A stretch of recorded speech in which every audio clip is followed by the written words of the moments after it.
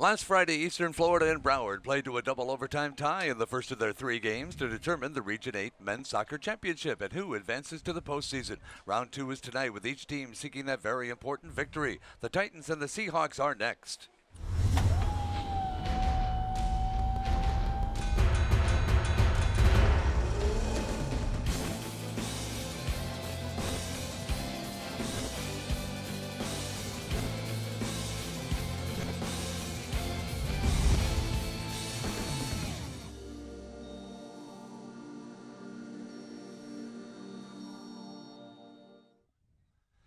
On a dry Friday night, I'm Kelly Neff, along with former pro soccer player Eddie Rodriguez for this very important game at Eastern Florida State College. And Eddie, you can kind of feel the excitement, can't you?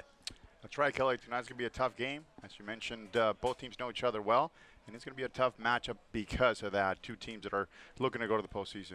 Well, they had a tie last Friday, but nobody wants a tie tonight. Well, of course, you know, we got to get a winner, and they have to play the next game next week. So you have to play both because at the beginning of the season, they both withdrew, so they need the points as well. Well, let's take a look at the players to watch. Number 13, the forward for Broward, Nehemiah Perry. And Nehemiah has been a complete tear. He has scored 7 goals in the last 8 games, so he's been tearing it up. You know, that player that is going to get this team into the postseason. And for the local guys, how about number 9? There's forward Justin Gavin, Coach. Somebody we know each other well, Justin Gavin. He's got 4 goals, 8 assists.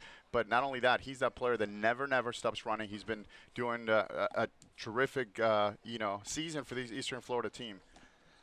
Well, the starting lineups, a couple guys to watch. Number 9 for Broward, that's Christopher Desson. As you can see, he has 6 goals on the season, and he's going to be starting for them. Also, number 17 for Eastern Florida, look for Keenan King. He doesn't score, but he gets 9 assists. Now for the Broward team, you've got Munga, the Boynan Zaire, a 3-time All-American player. You can see him there on the right. And, of course, Oliver 12 Trees, the head coach for Eastern Florida, Southeast District Coach of the Year, 2nd season here with the Titans. So those are your coaches. And now we have the referees, Jonathan Quinter, Mansef Vadigi, and Esteban Rosano, some veteran officials that are going to officiate this game. Kelly Neff along with Eddie Rodriguez. As we mentioned, it's a pretty exciting night here.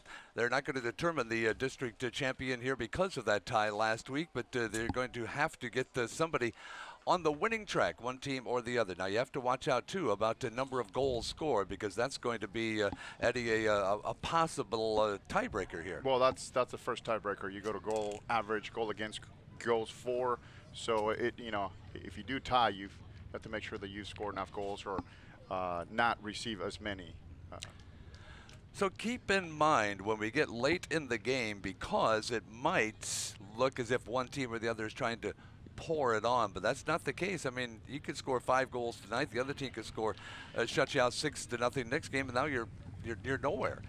But you got to watch out for how many goals you give up as well. So it's going to be a little bit intense. Now the team in blue, that is Broward. They are the Seahawks. You'll be seeing them, and they'll have the ball first. And on defense will be the Titans dressed in white. Now the goalkeeper's a little bit different now.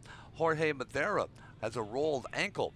The young man, the sophomore from Mexico, will not be able to play tonight. Nate Himes, though, he's no slouch. Eddie, he's 3-0-1, so he's pretty experienced. Yeah, Nate's, of course, as you mentioned, due to an injury, had to come in, and it was a good time for him to step up, and that's what you need. You want players that haven't had or haven't seen a lot of action. He's definitely taken advantage of that injury. And he's done the best job he can, but he's got a couple of shout-outs, so look for him to have a great game. He's warming up down just in front of the goal. There's the official's whistle, and we're underway. As you mentioned, the team in blue, Broward, has the ball to begin this ball game, as they'll be going from our left to our right as they play the ball deep just in front of the opponent's goal, working the ball up. Well, actually, they're going to go over to the far side. Looks like the Titans, Eddie's got themselves a different formation. Can you explain this a little bit? Normally they come with a traditional 4-4-2. Today they come in a little more offensive with a 3-4-3, just pushing the lines, going with 3 forwards. We're going to have Farias, Miles, and Romario on top with a third striker rather than 2 in and out of the back. They're going to go with James Togba, Ivan Magalhaes, and Kina in the back. Sergio Segura, a little more offensive. It's an attacking center mid, and of course Kyle Carr, who's been doing a great job for these Eastern Florida this year. Defensive center mid, Justin Gavin out wide, and Corey Foster on the left. As we see this Broward team coming up with a 4-3-1 1-2. So they're going with 2 forwards, but very defensive with 4 in the back, and they use that space, that width really well. Of course, this being a big field, Kelly, as you know. And we have a whistle and we have a foul, and there'll be a free kick for the Seahawks. Explain for a minute, Eddie, if you would, about why you make these changes this late in the season. Is it just because the two teams saw each other last Friday? We see that yellow card on that, and of course, you know, Perry taken down on top of the box. We mentioned him as being that catalyst, that great forward for this Broward team. As he was going on one-on-one with one of the defenders, he gets stripped right outside the box. Good chance for Broward on a free set piece. As they set up far side of the field, just underway in the first half. I know they've had some games here on the field that have been played in the rain and in bad field conditions, but tonight that's not the case. Ready to play the ball in Nicholas Soberville. Soberville from Uruguay, one of the many foreign players that they have on this team, just in front of the net and cleared very well by Nate the Himes Titans. dropping the ball in the box. Good job by Soberville. Trying to put that ball far post, just doesn't quite get enough, and Himes just comes out and just drops the ball early. Good job from Eastern Florida clearing the ball out of the back. Santiago Schmidt on the far side, trying to advance the ball, is headed back out, is going to be taken by the blue-clad Seahawks of Broward. They'll be trying to get the ball deflected. Ball's near side. It's taken by Martin Tejera. Tejera, another young man from Uruguay. They have 2 of them from that country. Ball is centered and then stolen away, coming up near side. Here come the Titans of Eastern Florida as they try to mount an attack. Coming off near side. It is going to be taken from Keenan King. King, one of the young men we told you to watch, coming up near side, just in front of our press area. Still controlling the ball. Trying to get it to the midpoint of the field, but having a little bit of trouble advancing, but there's nobody defensively in front of them as they set up the attack and spread things out. Ball goes far side. Now they're at midfield. Now they come back again. And now here comes the attack, and the ball's going to be taken actually by Broward College. Broward now on the attack far side. Broward with Coach Munga Akatibi. Eastern Florida just closing the space in the middle. Broward, they're going to spread out, especially out of the back with 4 players. And of course, this game's going to be one in the middle of the field. As we see Farias with a great inside juke in the middle, switches the point of attack just a little bit too far. As Juarez kicks it out of bounds, and the ball will be turned over to Broward County. Lots of people here, a lot of crowd, a big crowd here tonight, as these young men are enjoying sophomore nights. Of course, with only freshmen and sophomores on the team, you don't have a senior night per se, but you have a sophomore night. They were all given nice plaques, and actually there were portraits of each of the young men. Yeah, sophomores are like your seniors in a 4-year program. Of course, this being a junior college, so your sophomore year is your last. Broward, they're going to kick the ball all the way back to the goalkeeper, and he's going to play it out of the 18-foot box. And now he's going to get a kick all the way down into the forward zone. Julian Toro is the goalkeeper, Colombian goalkeeper from Broward. Been having a pretty good season as well. Spoke to Coach Munga about him. He said just very safe, big guy, just commands the box, very good on crosses. Farias near side. Off he goes on the pass to Kyle Carr. Carr advances to Farias, and he loses the control of the ball. Controlling it once again, that is Perry. Perry for Broward. Again, he's the one to watch. 7 goals, as Eddie mentioned, in the last 8 games. So young man knows how to score. Big forward from Hamden, Connecticut. Dessin with a good switch all the way to Philip. Devanil was looking down the line for Daniel Del Rio, but just not enough on that ball. You might be able to hear the crowd in the background as they are saying anywhere here in the press box that it's the biggest crowd of the year. They have a perfect night there. You can see a huge crowd in the stands watching this key matchup. That would have been even more key if they hadn't played to a double overtime tie last week. That had to be frustrating for both teams. Inbounding it near side. Philip Delvale. Delvale gets it down, and we're going to have ourselves a turnover as the ball's going to go right back to the Titans. Titans in the white going from our right to our left. Once again, that's Keenan King from right down the road at Boynton Beach. Long Keenan pass. with a long driven ball right into the middle of the park, and that's one thing that he's going to look for Romario, as I mentioned earlier. Playing with those 3 forwards is going to give you that extra target, as we see that hard tackle by Martin Tejera in the middle of the field. And the ball is going to be out of bounds on the far side as Scott Bearhorst from Merritt Island, another young man from just right around the corner. And the Titans will control it again. Double nil here at midfield. They take it. Juarez will clear the ball, but there's nobody down there. Well, there could be, but they clear it. Nice job by Toro, the goalkeeper. You got to beat this guy up. There's trouble Perry right here, as we see. Who else by Perry, just looking for that ball. And that's why you see so explosive. He's that type of forward that you cannot leave him alone, as we see Julian Toro just came out, just driving the ball. And Perry just looking for that last ball in the attacking third. Very, very dangerous player. So at some time you got to double team him. One in front, one behind. Works very hard. He's very quick. A lot of quickness there, but he's not going to be able to get to the ball here, but a teammate does. Daniel Del Rio, and the ball's going to be taken by Nate Himes. Himes playing like a veteran. Keenan, yeah, he's pretty good on the box. He's showing that he's got composure, and that's what you want out of somebody who just comes off the bench. I know he wasn't a starter early, but when you start getting quality minutes, you know, it does good things for your confidence. As a goalkeeper, of course, you got to just demand the ball in the box. You got to command that, so he's done that so far. This is Himes' 5th start, his 2nd consecutive start. He started last Friday as well against this same Broward team. Ball played far side, it'll go out of bounds. The Titans will play it in. No, they won't. It's going to be the Seahawks that'll play it in. Seahawks on the far side at a scoreless game just underway. This beautiful facility, it's 2nd year in use, site of the Florida High School Athletic Association State Championships, and that'll happen again this fall. Ball far corner, and again it goes out of bounds. It's kind of toying with each other right now as you take a look at the young man Spencer Twarkowski.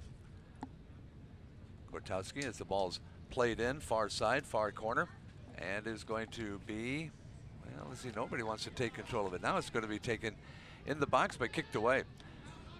And at midfield, ball headed that time by Gastaldi, Pablo Gastaldi.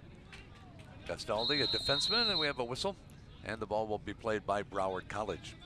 Kelvin F. along with Eddie Rodriguez, former professional player. As these two teams that are established, well, actually Eastern Florida has been established quite a while. Broward College trying to establish themselves as a power in junior college soccer.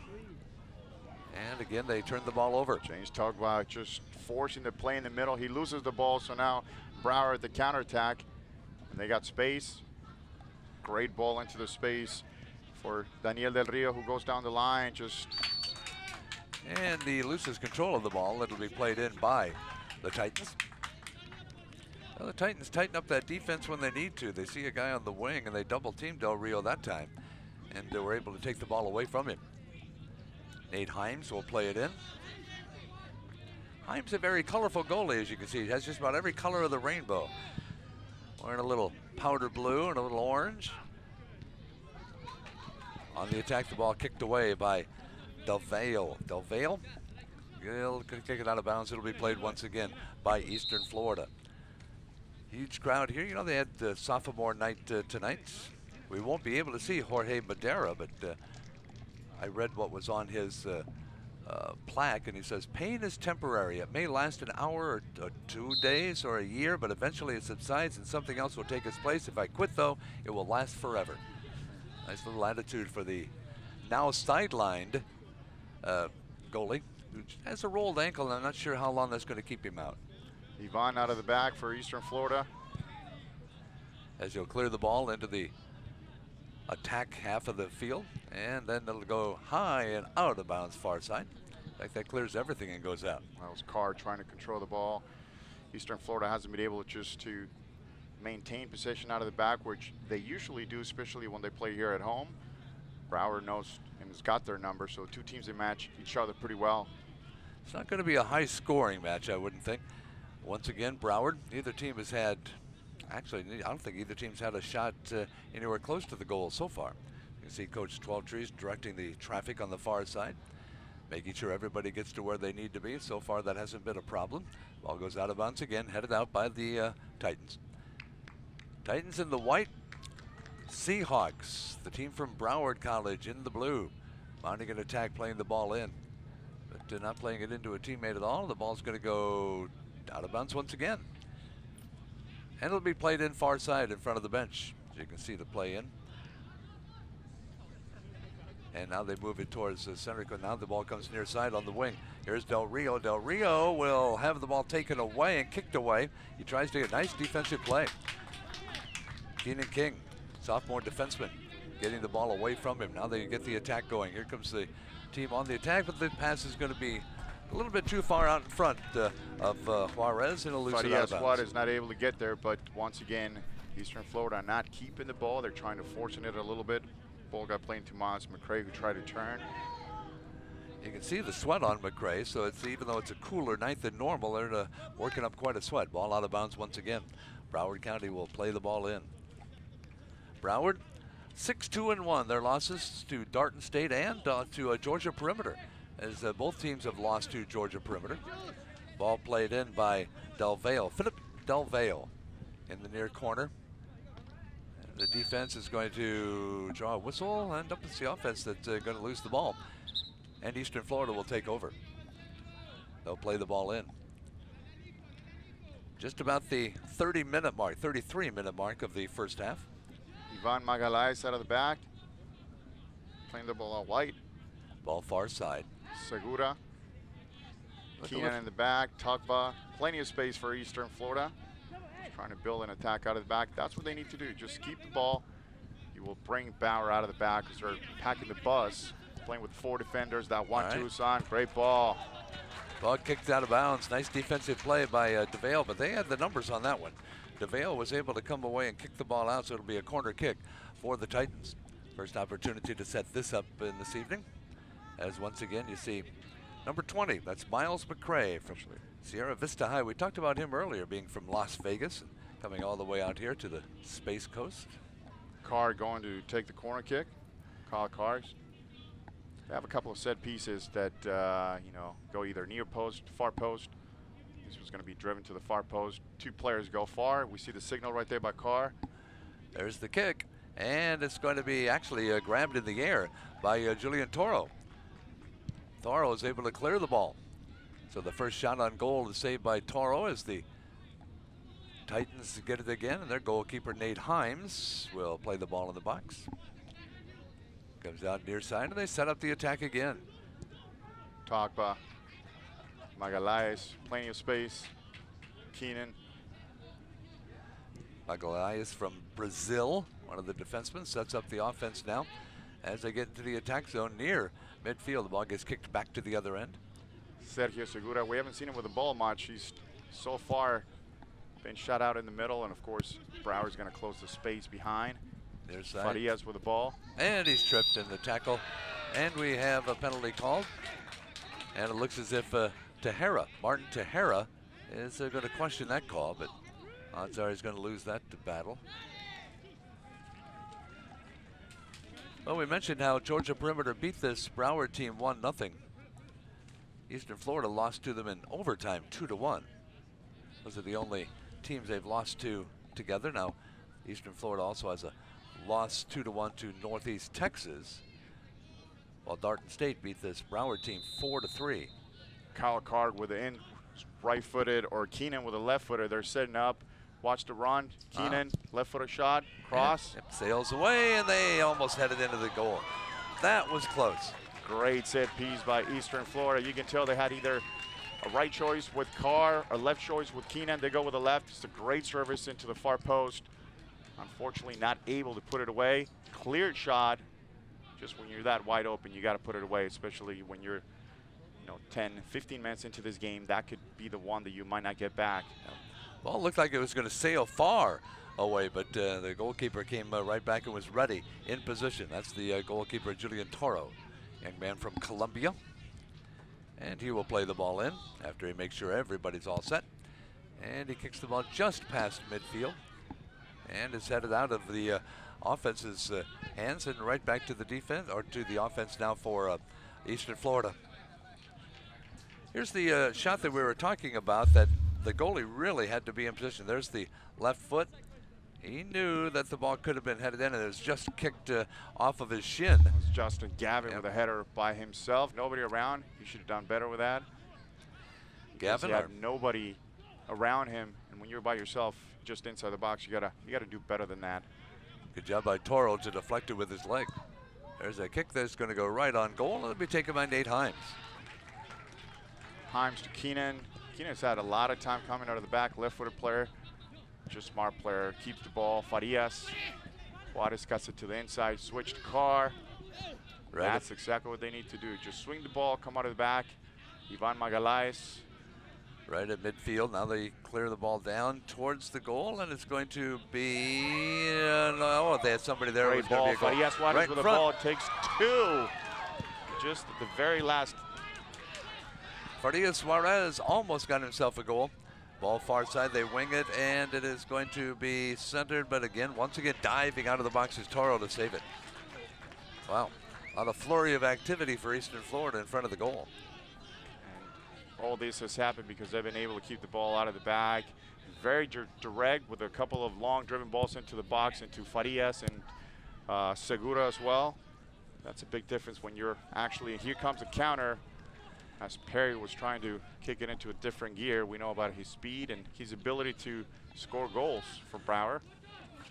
So Perry will kick it out of bounds. It'll be played in once again by the goalkeeper. Nate Himes, young man from East Lake High School. Gonna play the ball in. The defenseman trying to set up the offense from the back all the way to far side. Still no score. We've almost hit the 28-minute mark of half number one. Ivan to Tugba, out of the back again, and to Farias Juarez. Oh, with a great ball to the far post. And a little collision in front of the net, but ball's open for Romario. Here's the ball far side, and it's going to be kicked not far, just straight up. It's up for grabs, and it's headed off near side. Broward College on the attack. There comes Perry. Perry, can he catch up with it before anybody from Eastern Florida up? They're going to be able to steal the ball away from him. Ivan Magalhaes out of the back. Great composure. I like that matchup right there. Perry against Magalhaes. Of course, Ivan, a very strong defender as well, left-footed, just very composed. He's got the composure of a center mid, but playing in the back, he's got the size, he's got the speed. And tonight's going to be a good matchup against Perry. Nehemiah Perry, who's got a ton of goals, 7 in the last 8 games.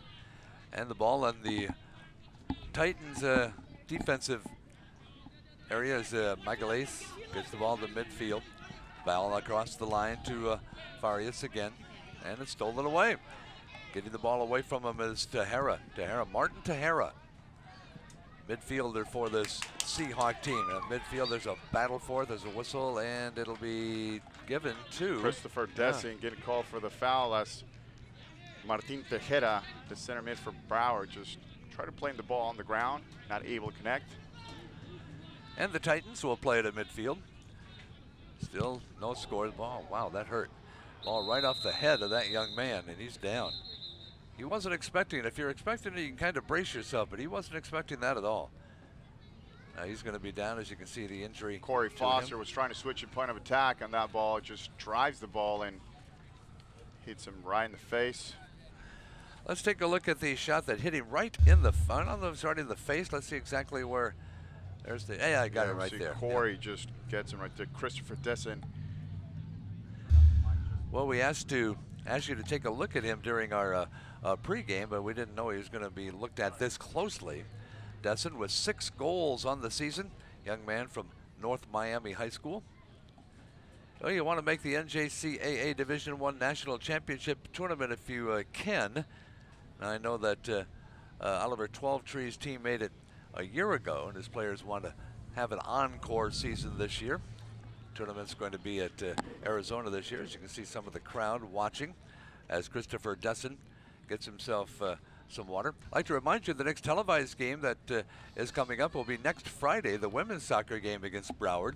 That'll be at 6 o'clock on WEFS and NJCAATV.com/EFSC. As you can see, a young man in the stands very concerned about the injured player out there. That's next Friday. The women are already qualified for the regional. What a season they've had so far. They've got themselves an opportunity to maybe play in the Nationals before the home crowd. The Nationals again, I think this is going to be the 4th year that has been here. There comes Desson. The way both teams sit right now, where the way the tournament is, whoever goes through, it's going to take 6 games for them to make it to the nationals period, and then after that, you're in a tournament with 12 teams, which is the World Cup style. 4 groups of 3, and then you go to semifinals and finals. So speaking with Coach Oliver Twelman before the game, they've counted from now till the national championship is going to take them 10 games to win it all. They have it mapped out. They know what the goal is. So tonight is just the first one of 10 games they need to come through as a team, stay together, and just perform. That part of the season's a longer part than the regular season.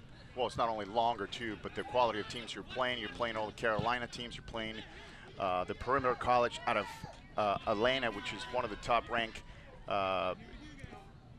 teams in the country and programs. As a matter of fact, they won it more than 4 or 5 times, and of course you have Yavapai out of Arizona as well. So you have some great quality soccer for them to play.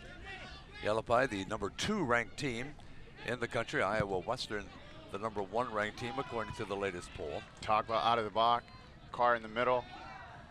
Ball stolen away by Eastern Florida State College as they mount the attack. There's the young man with the orange shoes. That is, he's in the battle. Switches point of attack. Ball far Segura.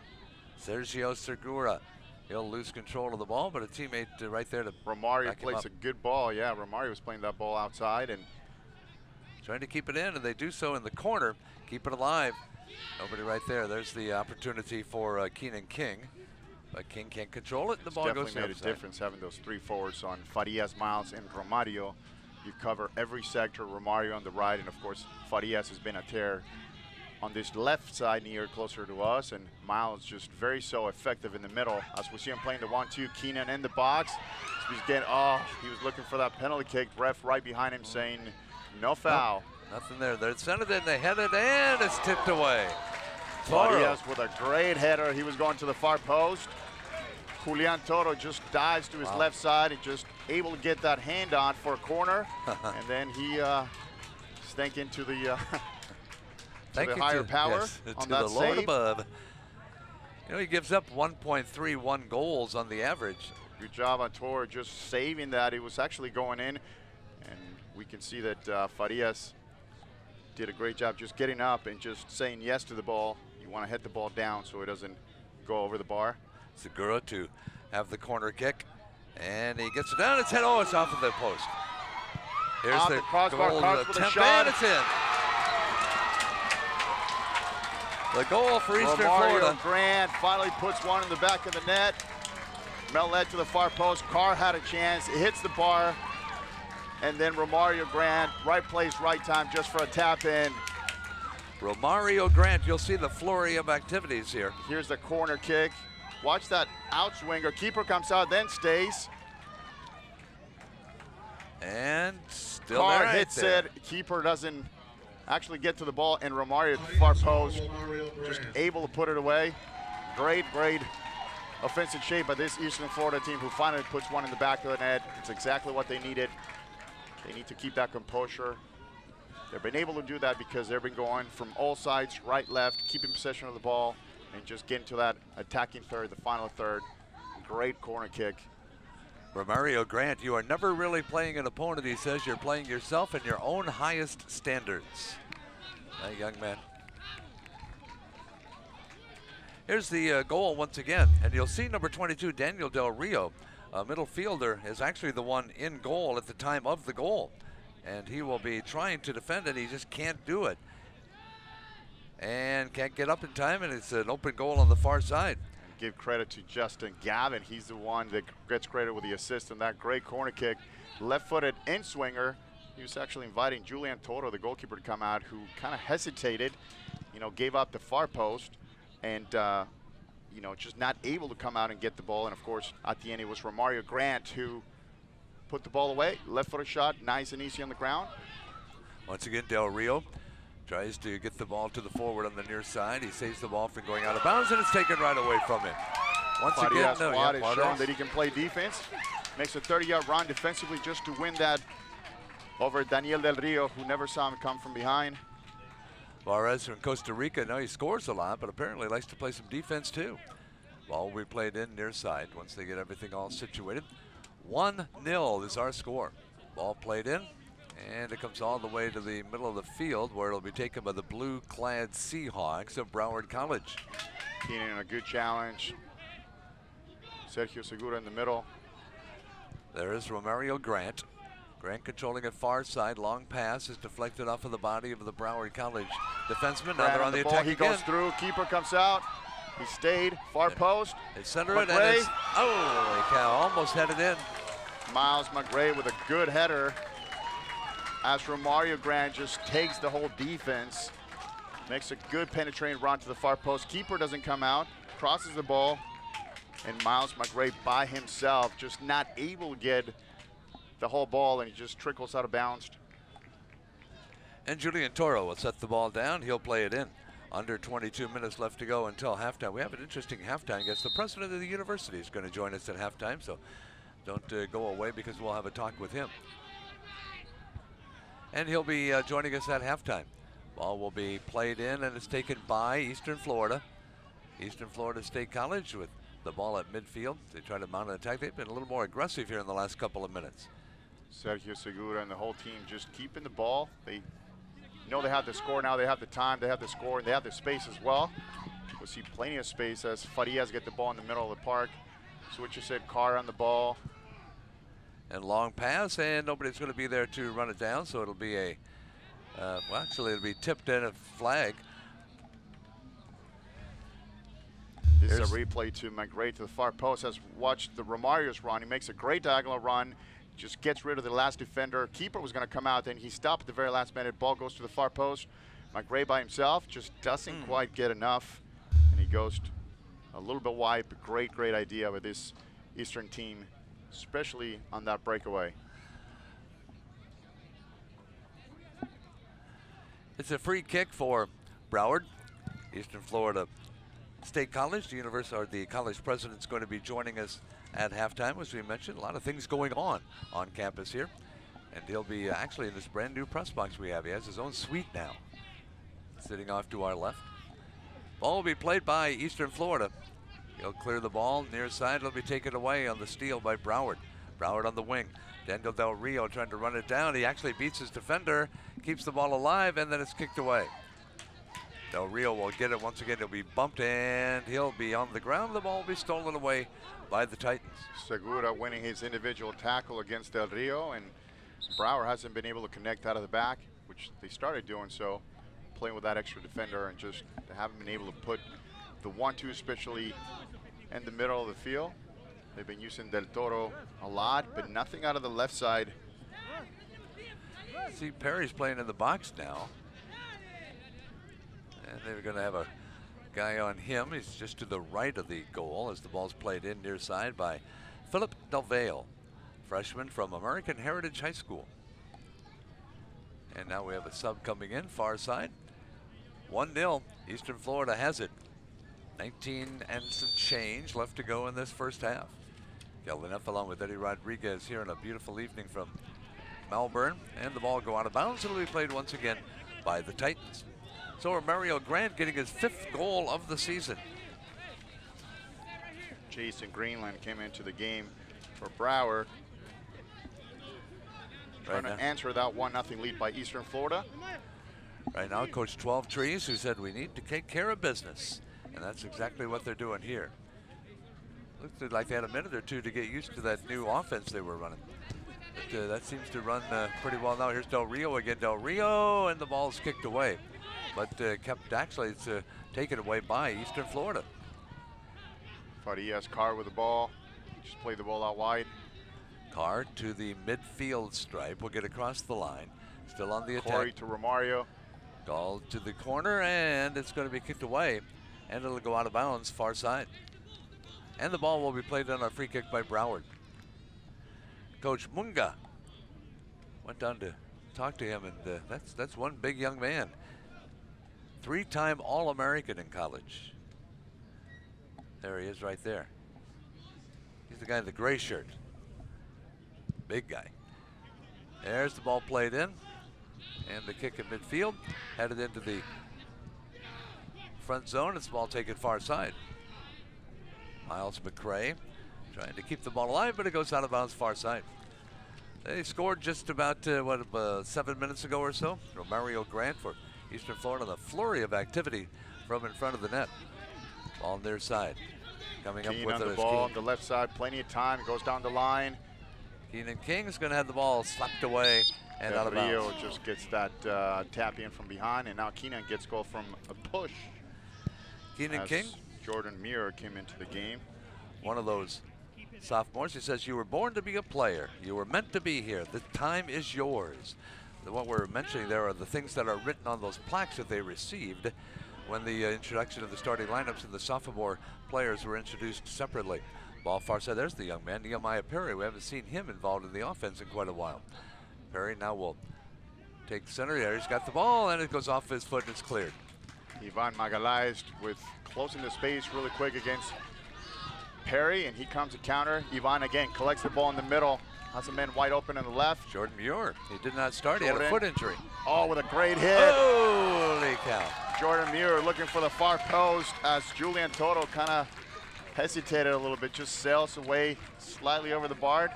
Great idea, though, as he gives Ivan Magalhaes the thumbs up. Thanks for that ball. Watch the replay. 23, Muir with the kick, and it sails just out of the reach of the upper corner.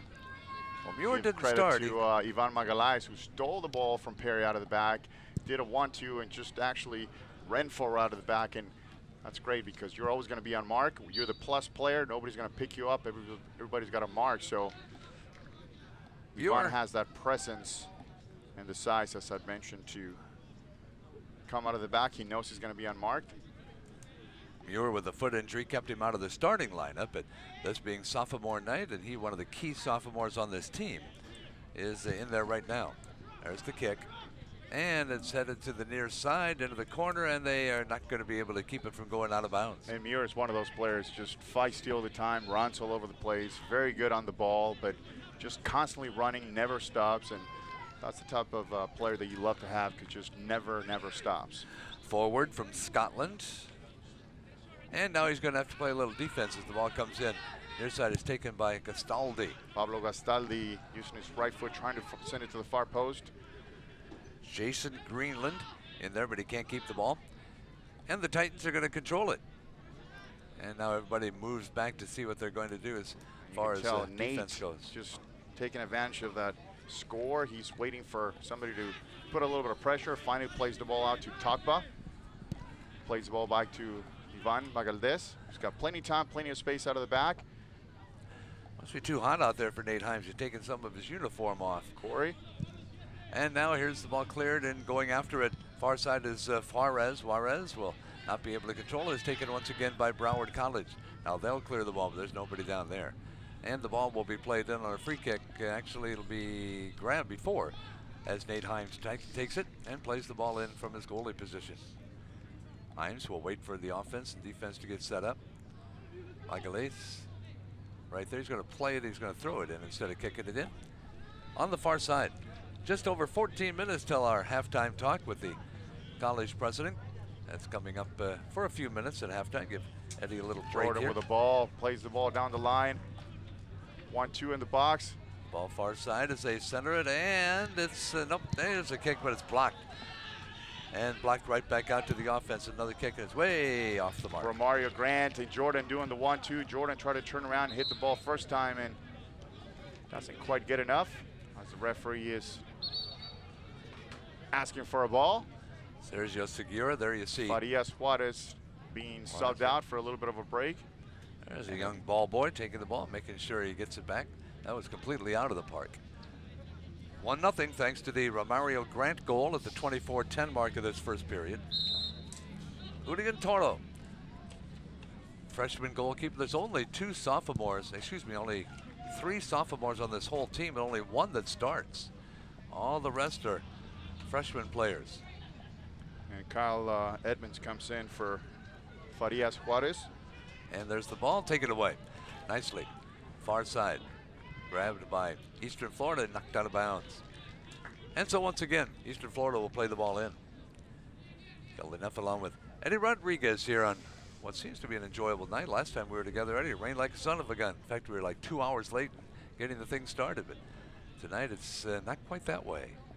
Brand new press box facility here to broadcast from. Lots of good things happening at Eastern Florida State College. 1-2, doesn't connect. And the ball goes far side, trying to come up the far sideline to get the ball on the attack. Back it comes again. And now the ball will be cleared. Oh, good switch. Kyle with the ball. Taking Kyle Edmonds. Edmonds and a crowd will try and get the ball to the forward, but he's not able to do so. Ball will be cleared into the back. Kyle was trying to play that through ball to Cleve. James Togba. Togba far side. As Eastern Florida State College, which has all kinds of momentum going. They've really outplayed Broward. There's been a lot of shots on goal, but Broward hasn't been able to mount much at the other end. There's been a couple of saves by Nate Hines, but nothing really hard or difficult for him. Ball at that midfield stripe far side as they get the ball on the attack. Jordan keeping the ball, starts again all the way to the back. Magalhaes with the ball.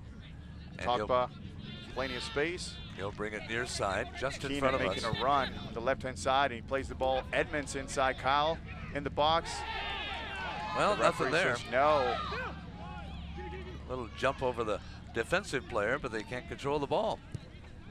Now once again it's taken by Broward. The men in blue coming into the forward. Now they're going to have the ball kicked away as once again Ivan Magalhaes is the one that gets a toe on it. Played in, far side by the Seahawks. You can see number 8 there, Santiago Schmidt, young kid from Miami. One of their many freshmen. And the ball will be played in, far side in the corner. And once again, it's going to go out of bounds. It'll be played in by Broward. The Seahawks, and this time it'll be Scott Bearhorst. Bearhorst will play the ball in. It'll be centered and taken away. Once again, it's going to be Eastern Florida on the attack as they kind of lose a little bit of momentum. Now they get the ball in the front, and they didn't quite have the numbers, but they still maintain the ball. Taking it is Jordan Muir. Muir to the far wing now, taken into the corner where it is kept alive, and a goal kick, and it's taken as a save by Toro. Broward in the blue. You can see the Broward right on their chest. White-clad Eastern Florida Titans. 10 minutes and some change left to go in this first half. And the ball played in. Far side now to Kyle Carr. Carr trying to maintain control, but he loses the ball. Ball's taken by Broward. Broward at midfield, a little dive, and the ball's kicked away defensively and played by the Titans. Titans at midfield, bringing the ball across the line, and now they have a few numbers coming their way as they get the attack going into the center, and it's kicked away again by the defense. Ball on the far side. See, the ball's going to be played in. Probably can't see too much of the construction at nighttime here, but there's a lot of things going on at this complex. They have a softball field that's being built. They have tennis courts that are being built. It was nice to see a little tailgating going on today. Justin Gavin, the forward, plays the ball in. And good thrown by Justin, just far into the box. Jordan with a left-footed shot. Ball, good clearance. Ball cleared Broward away with a counter. Injured player down there for the Titans, but nobody notices it yet. Long They have ball looking for Perry. They continue the play. Perry trying to get the ball, but can't do it. All the way back to the goalkeeper, Himes. Injured player in that back field is up now. And so play will continue. 8:48 left to play first half. We've had no injury time here in the first half. Long kick. Who's down there? Nobody. The ball headed away by the Seahawks. Near side, here is Daniel Del Rio, another young man from Miami. Oh, Del Rio, great ball into the box. All safe from going out of bounds on a nice diving kick. Nobody from the Titans down there. Trying to get somebody down there, but the goalkeeper's going to grab the ball in the box. Broward playing very direct. You know, they're trying to put one to tie up the score before this half, and Eastern Florida with the time and the score as well. No hurry, no rush. Ivan Magalhaes just swings the ball from side to side, and he's got a couple players. Keenan open on the left. Talk about right here, we see him with the ball. Keenan is going to keep doing that. There's no need for them to go forward if it's not on. Keenan King on the near side, but ball goes the opposite direction instead. 1-0, still's the score. It's been that way since the 24-10 mark. And we're at 7.5 minutes left to go in this first half. Ivan to Tokba. Tokba going forward. Keenan. Kyle's making a run down the line. There he is. He's open. Keenan with the ball. Double team. Here we go. There goes Kyle. And the ball will be kicked Paulo away. Gastaldi with a good tackle for Broward. And now they're playing so flat in the back. Now they're playing with +5. See that number 20? Eastern Florida's got the width. You had number 21 there in the picture for a moment. Clef Dessier. He had 6 goals in one game earlier this year. Yeah, he was at. He came in and just scored 6 in a matter of 10 minutes. And thus, he's the leading scorer on this team. He has 11 goals for the year. Jordan Muir only has 9. As coming in the ball game is Shari Seferi, freshman from right here in town. He's actually a local kid we saw from Melbourne High School. Yeah. Finals. Actually, he's from Iran originally, but from Mel High. He coached 12 Trees, directing some players on the sidelines as Keenan King goes out for a rest. And the ball will be played in near side. Trying to get that second goal before halftime. Ball kicked away, and once again we'll have a corner kick for Eastern Florida. They just tried to get the ball out of play that time, and they did so as Devontae Wood had a great senior year last year. We saw him in the state final, center mid. As we see Julian Toro just coming out and totally collect the ball in the box for Broward. Here comes the counter, looking for a parry. Talk about defending. Looked like a wide receiver on that one. Ball kicked away, nice play defensively. And then kicked once out of bounds by Perry, who's a little bit upset. There's an opportunity for Eastern Florida to score. Here's that replay card, sends the ball to the far post. Ooh. As we see, Julian Toro just comes out and just collects the ball. Good job owning the box. Ball on their side, trying to get the position for the ball. Kyle Edmonds keeping the ball. And we have a whistle. Linesman was right there, and he says ball went out of bounds. So Edmonds can't control it, and the ball will be taken by Broward County again. The Titans of Eastern Florida State College. Jim Ritchie, the president, will be joining us at halftime in our booth. A brand new press box. It's brand new from the last time I was here. Tonight's the first night they've used it. Here we go. A great turn by Cleves, just spins to his right. Defender goes to his left.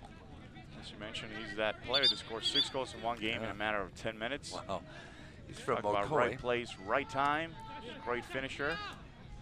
Young man from Haiti who went through all the turmoil there a few years ago. Ball in front of the net. Grabbed by Broward. But they lose control of it. It's taken once again by Eastern Florida. Carr on the ball. Ball far side.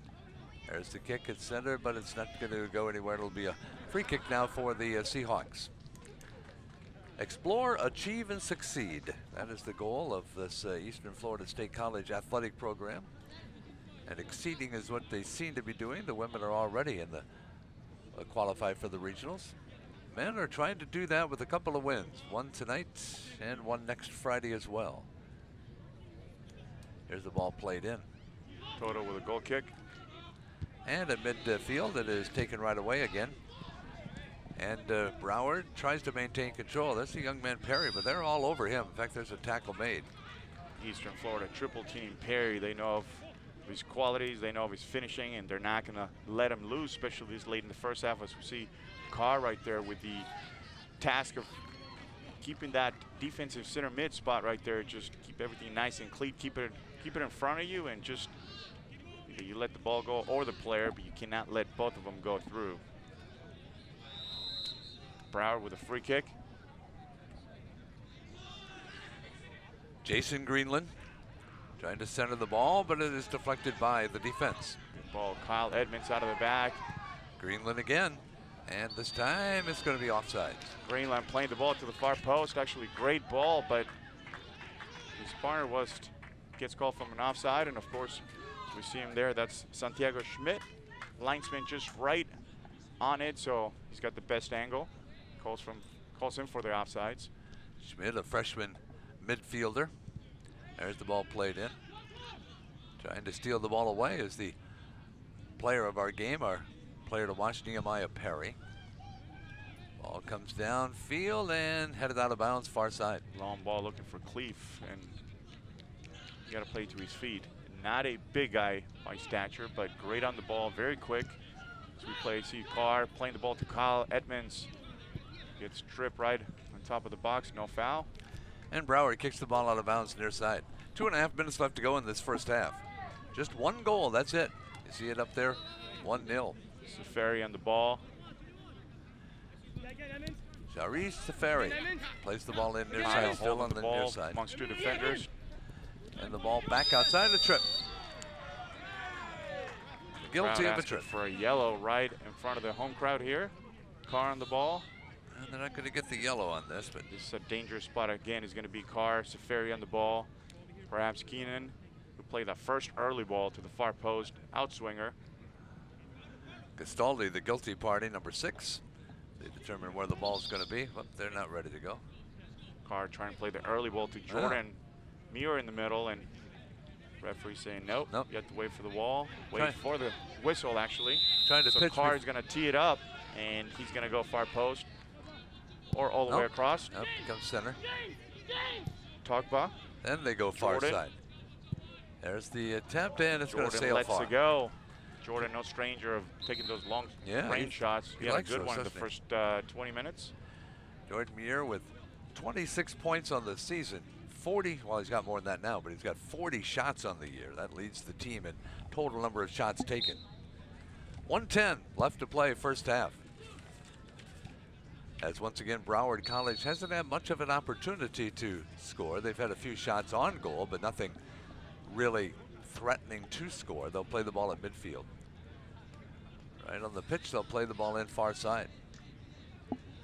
Under a minute left to go as they try to get that tying goal before the first half comes to an end. Scott Bearhorse sending the long ball into the box. Another local kid from Melbourne High School. Back out. Jordan on the ball, spins out, and plays the ball to his goalkeeper. That's Nate Himes who will clear the ball. Oh boy, that was dangerous. That is dangerous. Yes. And he finally able to get the ball in control. Holy cow, that could have been bad for Ghost 12 Trees team. Kamario Osborne challenging the goalkeeper, a Jamaican international for this Broward team. Ball will come to Nehemiah Perry, and we have a whistle. The ball will be turned over to Eastern Florida. So there's only a few seconds left. So the first half's going to come to an end with Perry the score 1-0. For the foul against Tugba, who's going to take his time. Romario Grant at the 24-10 mark of the first period got himself a goal. That's where we are, 1-0. So we're at halftime. We're going to see those two teams make a break at 1-0.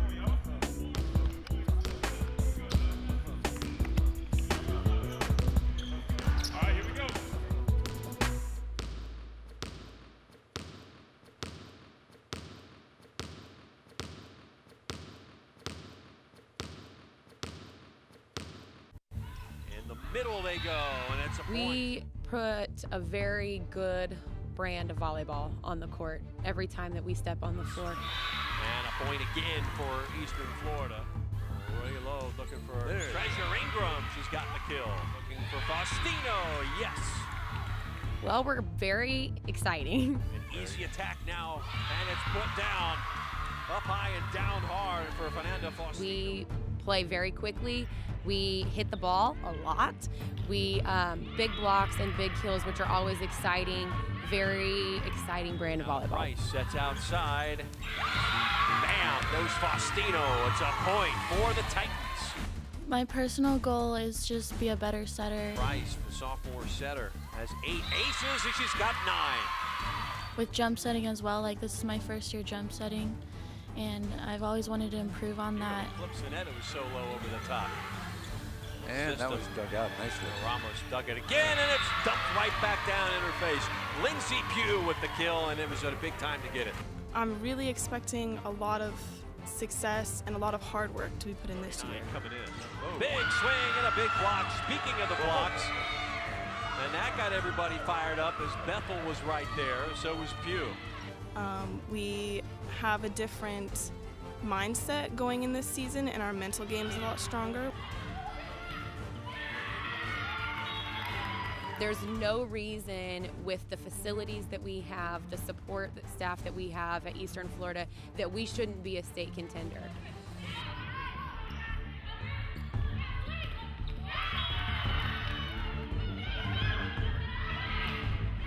They kind of expect us to go, being honest, to go farther than we did last year. And my goals are just to be positive after everything, even if we lose, to still stay positive.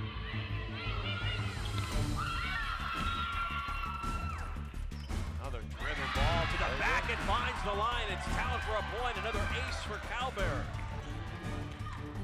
Faustino got the first touch. Bethel with the kill from downtown.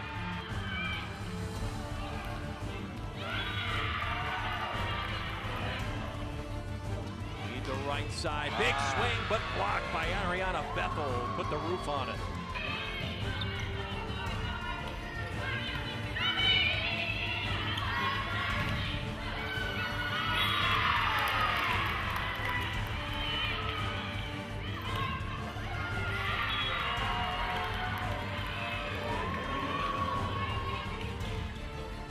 Fast, it's fun, it's loud, it's very entertaining.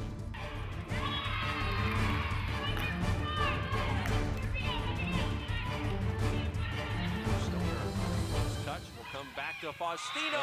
It is down, and that's a winner.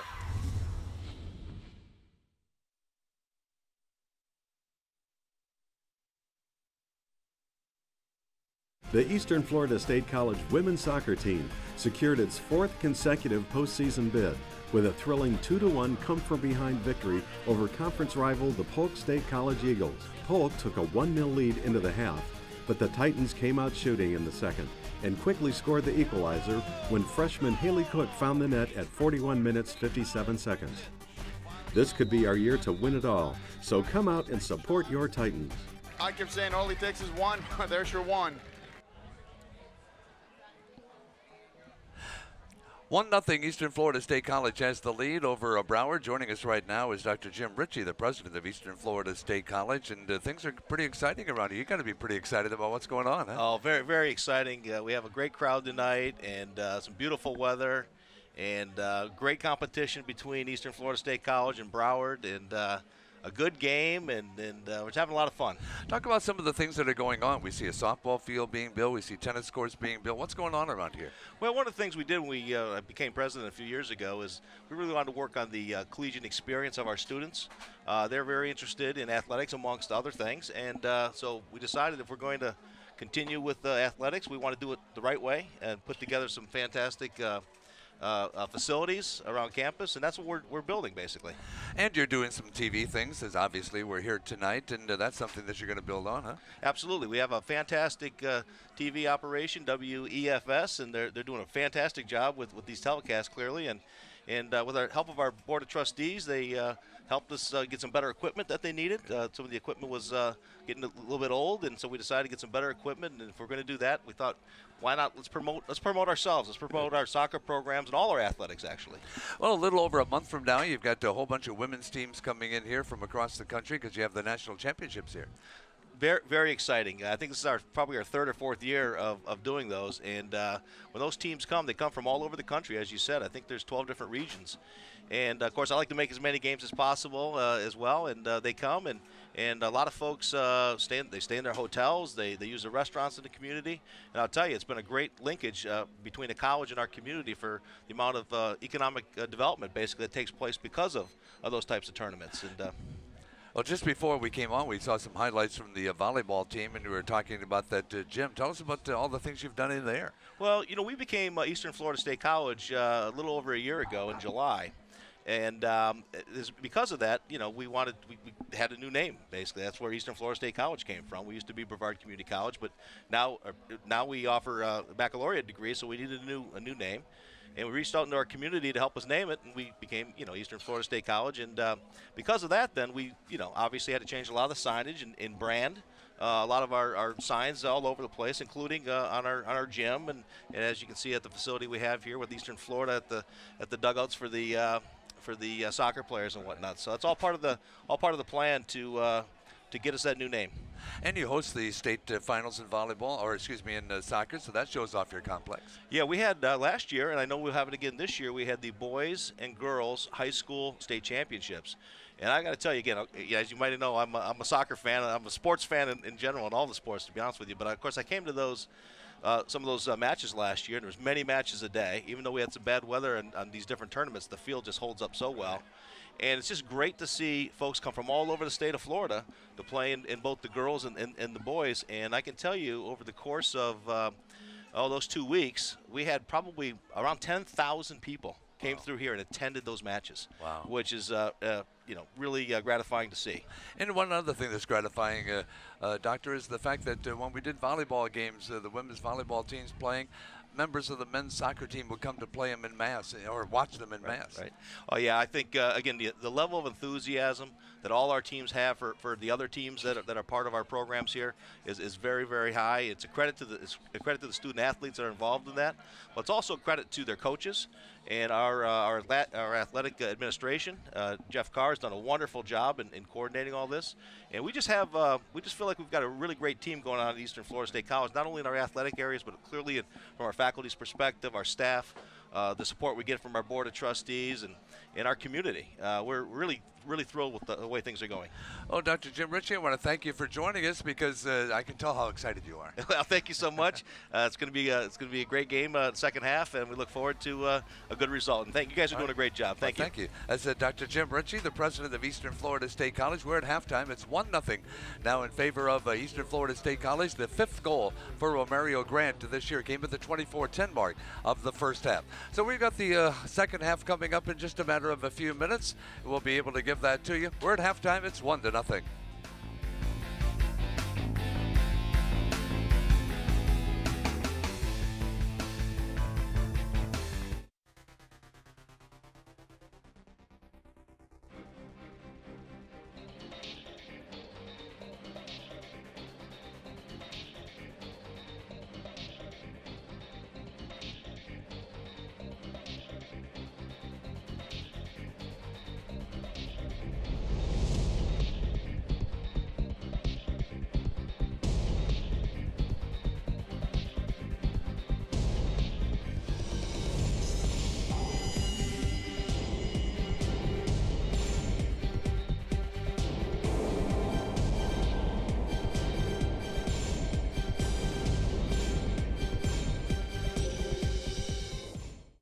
Recently, the Eastern Florida State College men's basketball team held their 2014-15 Media Day. Expectations are high for Coach Jeremy Schulman and his team as they pursue a conference three-peat. And with the addition of Division I major conference talent, the Titans look to make a serious run at a national championship. You know, our target's going to be on our back, and as I said, with the same notoriety and name brand we've got at Eastern Florida with recruiting, you know, that has an adverse effect at times when you're playing because we are the biggest game on the schedule for a lot of other teams. But I think we've got the maturity, and I think we've got the toughness to be able to handle that. The ultimate goal is the big prize. That's the big prize. So we'll start by trying to win a conference championship for the third year in a row, but then winning a state and region championship, and then coming out of Florida, if you win that state and region championship, you got as good a chance as any win national championship. To me, I think the best part of my game is versatility. I'll do anything a coach ever asks me to do. If he wants me low, if he wants me high, I'm going to do exactly what it takes for the team to win. I'm not looking just to show what I can't do. I'm going to play to my strengths. And I think me being a player from the Big Ten, I've learned that you can't do everything and you need help from other guys. So I'm going to work with everyone and play just what I can do. Coming from a D1, coming to a JUCO, it's kind of different because it's smaller players, but at the same time, it's still the same college basketball. So Coach Shum is preparing us every day for different situations during the college basketball season. So mentally, we're not there quite yet, but we're getting there. Every day is another step towards getting there. On defense, I'm tough. I feel because I have to be. I have to play above my size, being that I'm 5'8", and pretty much everyone I'll go against is going to be bigger than me. So I feel I have to make up for, at least on defense, with my quickness and being tough and not letting any taller defender just push me around and thinking that they're going to get away with it. We'll give you a show. I mean, we're going to keep fighting to the end. I think we're exciting. I think that's what fans really want. Fans want to see wins and they want to see excitement. And I think we have both of that on our team. You're going to get a chance to watch fantastic high-level college basketball players in person. The same level of players that you see on TV and the same level of players that you will see on TV in another year from now once they graduate from us. So you've got an opportunity to see mid-major Division I, high-major Division I basketball players. For upcoming games, check the college website. So come and support your Titans. Oh, stoked, yeah. This is a real exciting season.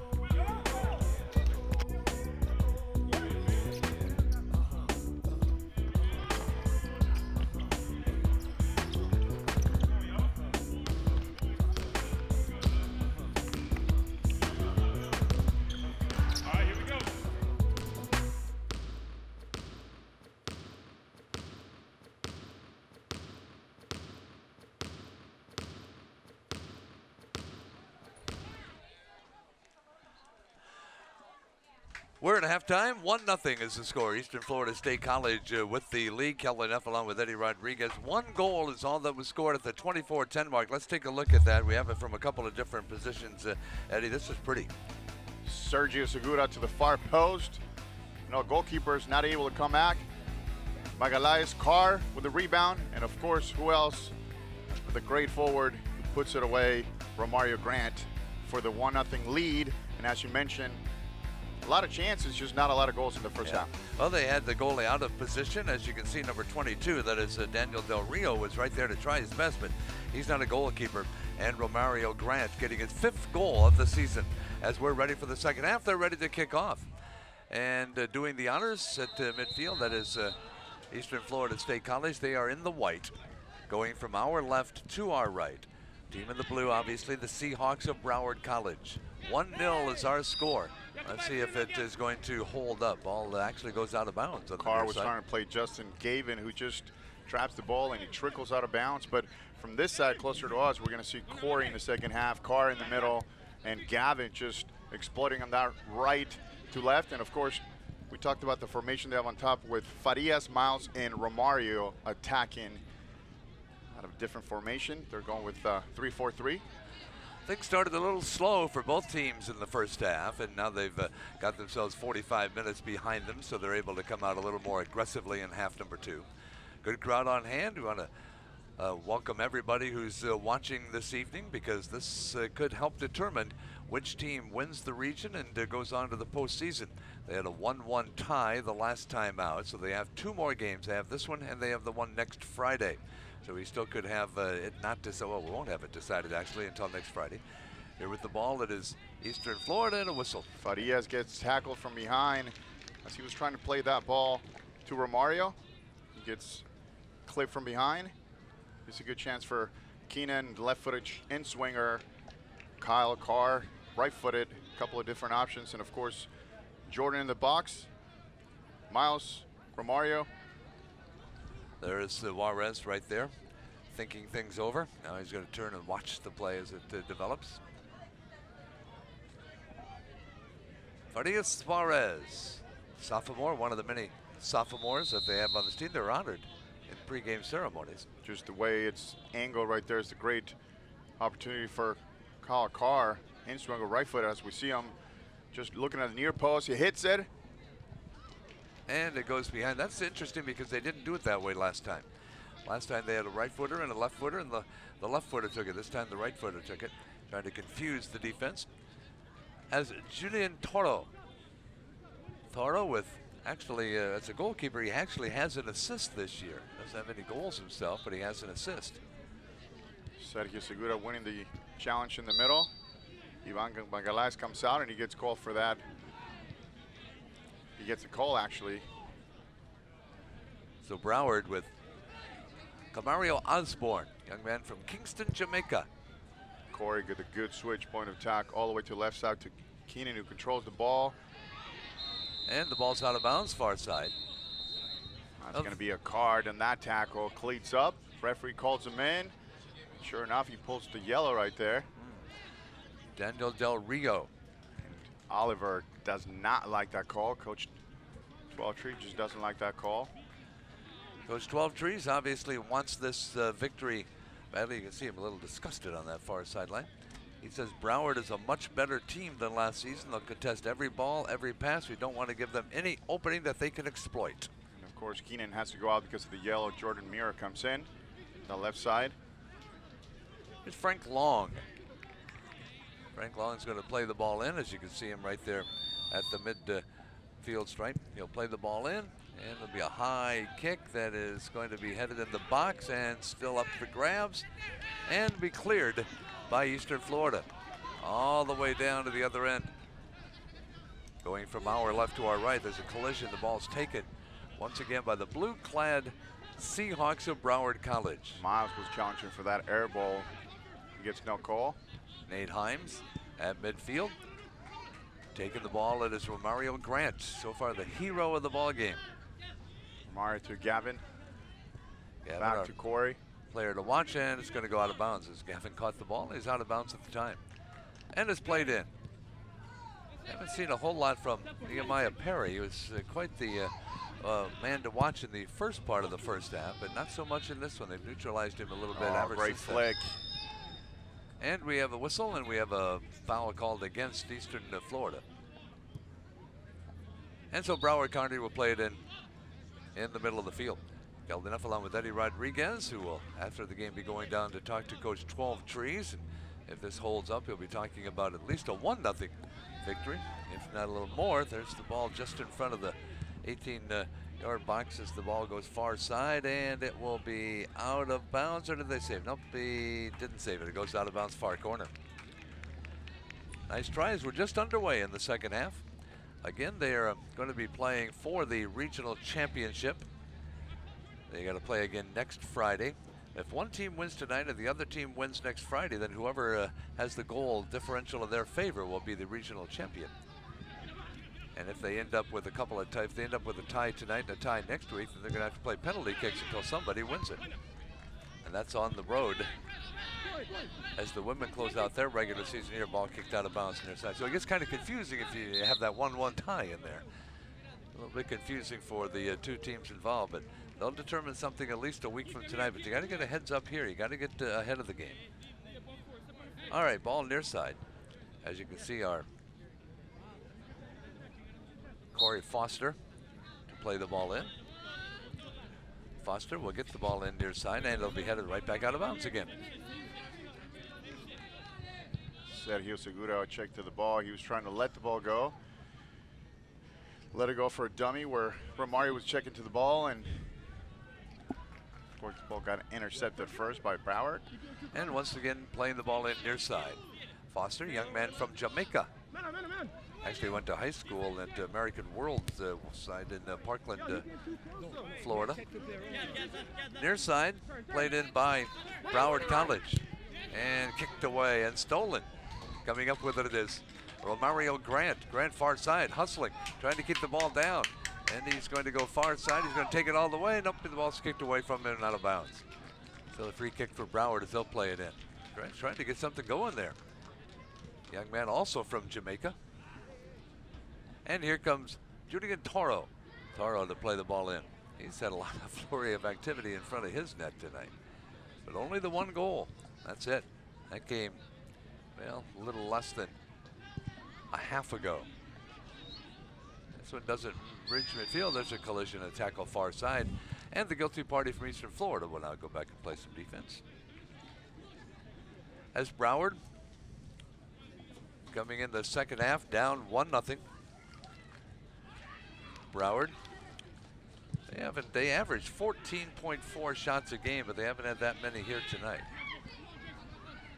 Pretty good defensive job by the Titans. Titans in the white just in front of us. Once again, that's Grant. Grant on the near sidelines, ball intercepted. Comes right back outside the near side by Schmidt. Schmidt to the far side, ball taken by Osborne. Osborne hits the deck as the ball comes behind him, and now it's centered once again. There is a parry, but the ball's not going to get to him.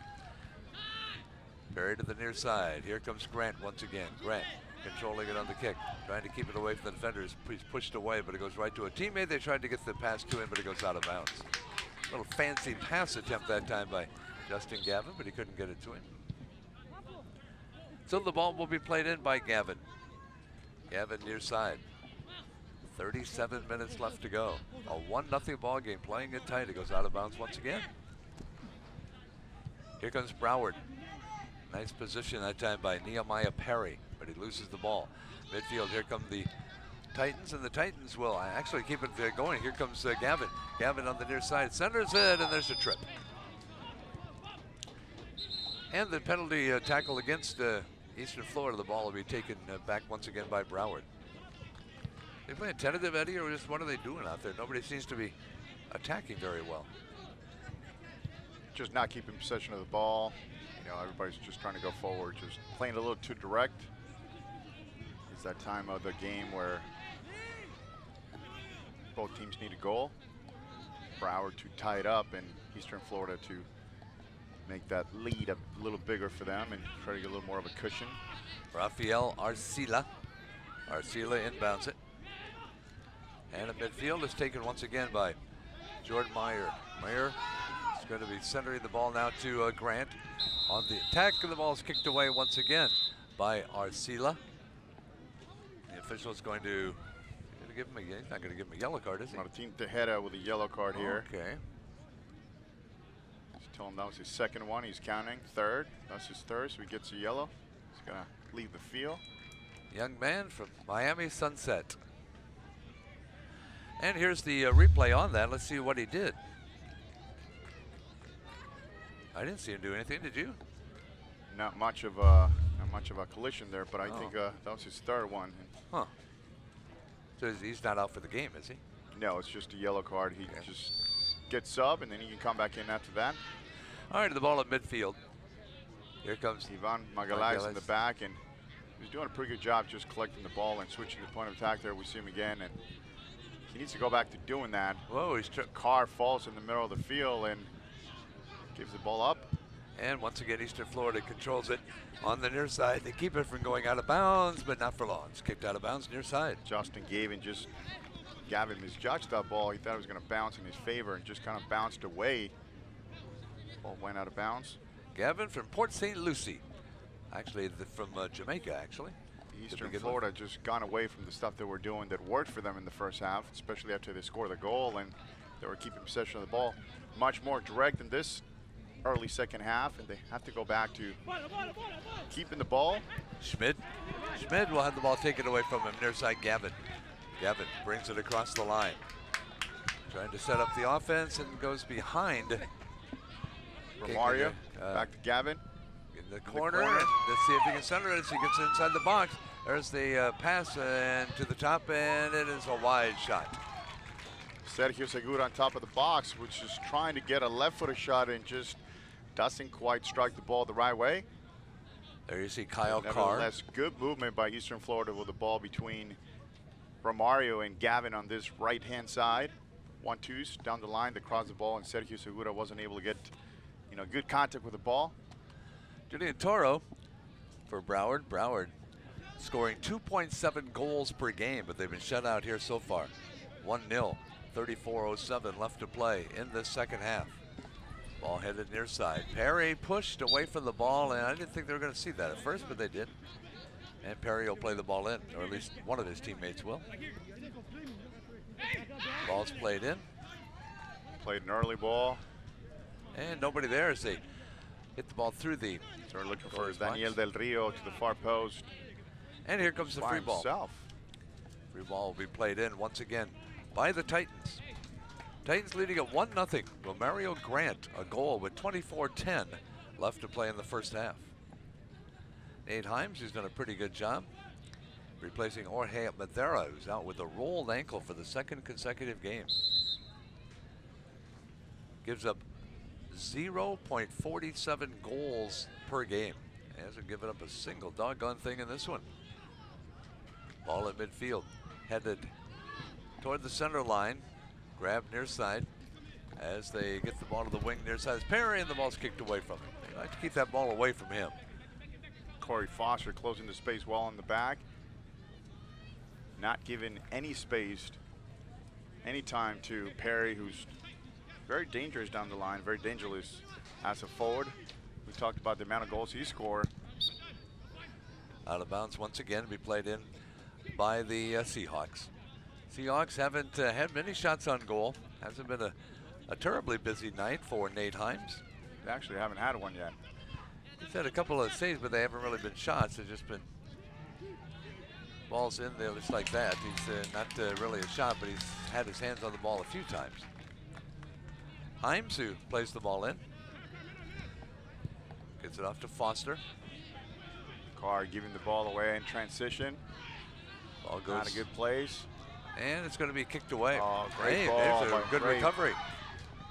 And then he's sandwiched in between and hits the deck. Miles in the box, still in possession. And there's going to be a whistle. He gets called a penalty kick. A penalty kick coming. Well, Miles that kind of accepts Gray takes care of 3 defenders in the box, falls down, gets up again. Just toe pokes the ball.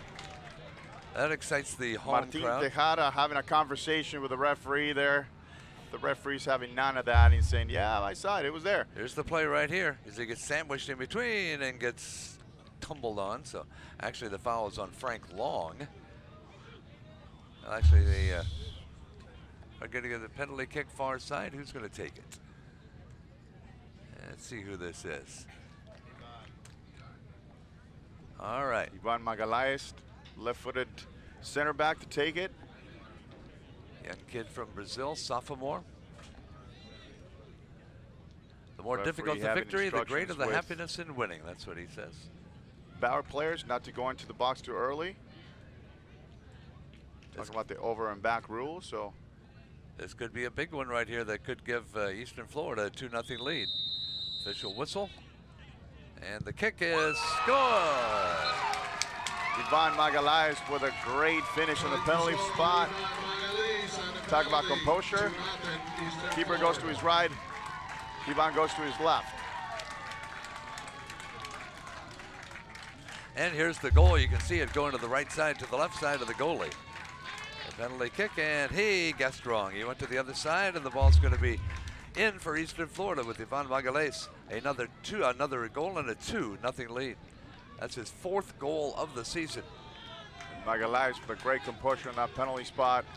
You know, we talked about his ability of just going forward out of the back. Not only is he a great defender, but he's kept pretty much a shout out for his Eastern Florida team. But just going forward, he's had a good shot in the first half, and now puts his penalty kick away to give the team a little bit more, time and a little bit more of a, security, if you will, going towards the end of this game. Here comes Broward. Broward in the blue and a whistle. And the ball will be played in by Broward College. There's the goal Daniel once Del again. Rio gets called on that foul as he was trying to go to Magalhães. Watch the composure. Keeper goes to his right. Was he reading his eyes? Is that why he went to the right? He's trying to read his body language, but by the time he saw the keeper leaning, you can't stop when you're in midair. So he changed the hip rotation and goes to his right, goalkeeper's left. Here's the ball, far side. Playing it in is Nicholas Soberville. Soberville will center it, but it won't go. Ball will be run down in the near corner. Kept alive by Broward. Broward College Seahawks center it again. And the ball's kicked back out and cleared by the Titans. With a good clearance. Ball far side, taken offensively by the Titans. A little hop in their step right now. Mines trying to go to the far post, and it's called for a handball, I think. So the ball will be played in by Broward College. It's actually Eastern Florida ball right on top of the box. Broward only gives up 1.3 goals per game, but they've given up 2 here. It's a 2-0 lead for Eastern Florida. So with just about 29 minutes left to go, the Titans have themselves a little bit of cushion. You can see the ball ready to be played in, either by Kyle Carr or Sergio Segura. Sergio Segura, Kyle, Keenan. Okay. That's not going to be Kyle Carr as he takes a different position. So left-footed in-swinger with Keenan. He's going to try to put it far post. Little set piece. And the ball to the wing, and there's a dive by Toro. Juarez to the far post. Kyle Carr trying to play the ball to the far post. It's a good set piece. It almost worked. Farias just not able to control the ball to the far post. Here's the last goal attempt. And here's the set piece. The ball goes to Kyle, who just left the spot, and he tries to play the ball on the ground. Farias not able to control the ball. And Julian Toro just collects the ball, but just good idea because everybody's expecting that free kick, direct kick to the far post or near post, but you want to catch the defense just watching for the shot. Here's Gavin. As we'll see. Gavin keeps it alive, gets the ball off now to Muir. Muir will get the ball far side. Far side of the box, kept alive and cleared, but not very far. It's taken once again by Eastern Florida, and it's a sailing over the net. Keenan trying his luck from outside the box, just lets it go, lets it rip, and just hits it with the outside of his left foot. Goes out wide and left. Jordan Muir says you can't put a limit on anything. The more you dream, the further you get. We take those quotes off of the awards that all the sophomores were given before the game. Here's Julian Toro. He's going to play the ball in. Francisco de Pio, the 12th high school, Cali, Colombia. Near side, they're trying to get their first goal. Jordan on the ball, placing it back. Muir to the near side, gets it right back again. Gets it once again to Gavin. Gavin and Muir playing catch with it back there. Taken by Magalhães. Magalhães with one of the 2 goals tonight. At midfield, it's going to go out of bounds as somebody missed an assignment, and the ball will be taken by the Seahawks. Kelvin F. along with Eddie Rodriguez, just under 27 minutes left to go in this ball game. In the far corner, and cleared out of bounds. No, not out of bounds yet. Didn't quite make it. Ball far side, a battle for it, and it's going to be taken by Broward. Broward near side. There's Schmidt. Schmidt will try and clear it between 2 guys. He has a position, but he's knocked out of the play.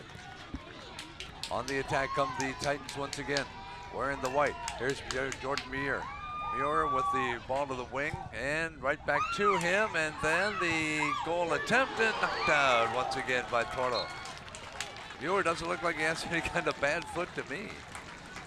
Great possession for Eastern Florida between Gavin and Jordan in the middle. Miles on top, just 1, 2, 3. Jordan taking a shot from outside the box, just keeper making a great save to the far post. Jordan Muir, number 23. Just look at the triangulation right there. Good ball, but Gavin lets it off, and Jordan just takes a little bit of a awkward touch to the outside. By the time he hits the ball, he's angle us off, and just Julian Toro with a great save, one-handed. As we see Kyle Carr with a corner kick, the signal, in-swinger. And headed right back out, but kept alive by Eastern Florida. They took a swing at it. Sergio Segura with a swing and a miss. And the ball comes near side. Here they come on the comes attack. The counter. Can they reach it? They can. Here comes Osborne. Osborne will be tackled, mugged from behind, if you will. So a penalty kick will be coming for Broward College. That doesn't come at a very good time. It's actually a penalty kick and a red card as well. He was the last player, so he's going to be sent off because he had a chance to score. So as we see Keenan getting up, referee rated with a red card. And there it is, red and a penalty kick as well. So Keenan King, the kid from Boynton Beach, sophomore defender. Well, you can see why right here as he comes in. He was the last defender, and as so, he just when dives. he tackled the player, he's actually, the foul is actually outside the box. And yeah, it's a red card because he had a chance to score. However, if you look at the replay, it was outside the box. So there won't be a penalty kick? Yeah, he called a penalty kick. Yeah. But if we look at the replay, the foul happened, the contact happened outside the box. And if we go even further down the replay, the linesman fell, so he wasn't able to keep up with the play. But watch where the contact happens. Well, this is actually not a good angle because we can't see the line. And yeah, we can't see that for sure, but let's... On the first angle, we're able to see from this view that the contact happened right outside the box, so still would have been a red card, but not a red card and a penalty kick. Let's try it again and see if we can kick the angle. Watch the line. Watch from this angle right here. Watch There's the contact. Contact happens right here, so that's clearly outside the box. Yeah. And if you see his knee touches now, the momentum is going to carry you through inside the box, but the contact happened outside. And if you look even further, the linesman fell as he was trying to keep up with the two players, thereby just missing the whole contact. Right. So we're going to have to give this to the official here. And actually, now the other linesman is talking to him about the placement maybe. Where are they going to? Oh, they're going to reset the clock. Reset the clock. I thought they were going to ask us maybe to make the tell decision. Them now that they missed the call here. Alrighty, we're ready to go. Not a good call. Well, there'll be a penalty kick at 24:53. Now 25, actually. They put 7 more seconds. Actually, a minute and 7 seconds up there. All right, this is going to be a tough time for Nate Himes. Himes 3-0-1 as a goalkeeper. Mario Osborne to take the penalty kick. Mario Osborne from Kingston. That's him, number 17. You can see him right there. Let's see what Himes does. Let's watch the goalkeeper. And now the official. Ozerini gets it in the corner. So Himes. Good job by Osborne taking it to the near post as we see Perry battling with Nate Himes, trying to get the ball and trying to Broward goal number 17, Camario Osborne. You know, expedite the time as Himes gets dangled on the goal, I think, and there's Camario Osborne going to his left, right keeper's right. Actually, Himes read it right, read his body language, but just not able to get there. Of course, the player always has the advantage on a penalty kick because of the size of the goal and the reaction time. So even though he read it right, not able to get to the ball. That's his 6th goal of the season. Comes up to 24:53. Well, scoreboard said 24:53, but again it says 25:25. So at 25:25 is where the clock shows. 25:25 left to go. Let's watch the goal again. You can see the goalkeeper makes the right decision, but just isn't, I don't know, didn't dive far enough or didn't get a hand on it. Nate Himes gets burned on that one. It's 2-1 now. So now we're back to where we were before. And back it comes as they go on the attack, and the ball's headed by the defense. As once again, Daniel Del Rio makes a stop. Plenty of time for Broward just to try to get that equalizer, that second goal, which is going to put Eastern Florida in trouble. And of course for them, you need to be able to keep the ball. They're still plenty of time, but they have to play out of the back. They have to go back to the things that work for them, and that means keeping possession of the ball. They're a good technical team. They got to take advantage of the width, the length of this field, and the fact that they're able to control the ball in every sector of the field, including out of the back with Ivan Magalhaes, who's been doing a tremendous job just keeping his team compact out of the back. Well, in that game they played last Friday, Eastern had a 1-0 lead, but then gave up a goal just before the end of the first half. And of course, the game ended 1-1 after 2 overtimes down at Pembroke Pines, where they'll play again next Friday night. But who will have the advantage? We'll find out in the next 24.5 minutes. Right now, Broward has a bit of an advantage, but they lose control of the ball. Trying to get the attack going, and the ball's intercepted. Santiago Schmidt. Jordan with the ball to Carr, back to Jordan. Here's Jordan. Nice 1-2. Gets into the front, and the ball's kicked out of bounds. You're trying to get the ball off to teammate Clef Desir, but not able to do so, and the ball's played in near side. And actually, the head attempt by Santiago Schmidt, the ball goes out of bounds. But they say it's going to go out of bounds for Broward College. See Oliver 12 trees right there. Getting a little more concerned now. He's feeling a little bit better when it was 2-0, but now it's 2-1. Ball kicked away once again as the Titans try to get a little bit of offense going here. They keep the ball far side, battle for it on the far sideline. Two players doing a little maneuvering finally. The ball gets cleared, a little push in midfield, but Broward is able to take the ball away, and then it's cleared once again by the Titans. Coming out is Toro. Of course, the problem becomes now playing with 10 men. Where do you put, of course, now they're going with 2 forwards rather than go with 3, so the implication of getting a red card late in this game. So you got to be, I don't know if you have to be tentative or not, but you certainly have to be a little more careful. Ball off to Schmidt again, and ball stolen away. Coming up with it is Magalhaes. Magalhaes will try and get the ball to Muir, but he can't. The ball's taken away. Near side, still inbounds, controlling it Schmidt. Schmidt passes off now to Tahara. Tahara, far side. There comes Soberville. Soberville to the far sidelines. And a little tackle far side. And the ball's going to come back up for the Titans. Titans trying to maintain control, but they lose the ball. They try and get it right back again in the far corner. About 22 minutes left to go. It's a 2-1 game now in favor of Eastern Florida. Jordan leaves the ball short right there. Then once again, the blue-clad Broward College Seahawks will grab it. And the ball will be saved from going out of bounds by the goalkeeper, Nate Himes. Himes playing for Jorge Madera, who normally starts. In fact, he started 7 of their games so far this year, but he has a rolled ankle. He's missed the last one and this one. I believe he was still in uniform, though, tonight when they introduced the players. Ball out of bounds in midfield. Sergio Segura trying to flick the ball into the space for Jordan. Doesn't keep the ball now. Out of the back, Carr.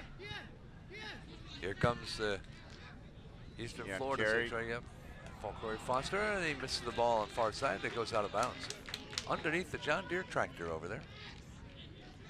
Played in by Del Valle. Philip Del Valle from Weston. One of their many freshmen. They only play actually one sophomore. They have 3 on the team, but one's a backup goalkeeper. Midfield with 21 minutes left to go. The regional championship will be decided next Friday, but whoever wins tonight will certainly have an upper hand in that. 2 goals, not too much when you may have to have a tiebreaker of a goal differential. So you got to have yourself another goal. Here's the attack by Broward. Good ball on the ground to Perry. And kicked out of there. Great tackle in the back. Once Corey Foster. Near side is taken by Santiago Schmidt. Trying to keep the ball for Bauer. Ball far side. Of course, Bauer having that 1-man advantage. You need to take advantage of that, and just as they're going forward, just trying to bring one more, either midfielder or forward to the attack. Want to get the equalizer in this 20 minutes left of your season here. Himes, far side. And it goes out of bounds again. The women will play next Friday. Women right here on WEFS. women's soccer game against Broward. It starts at 6 o'clock next Friday night. Eddie and I will be here for that as well.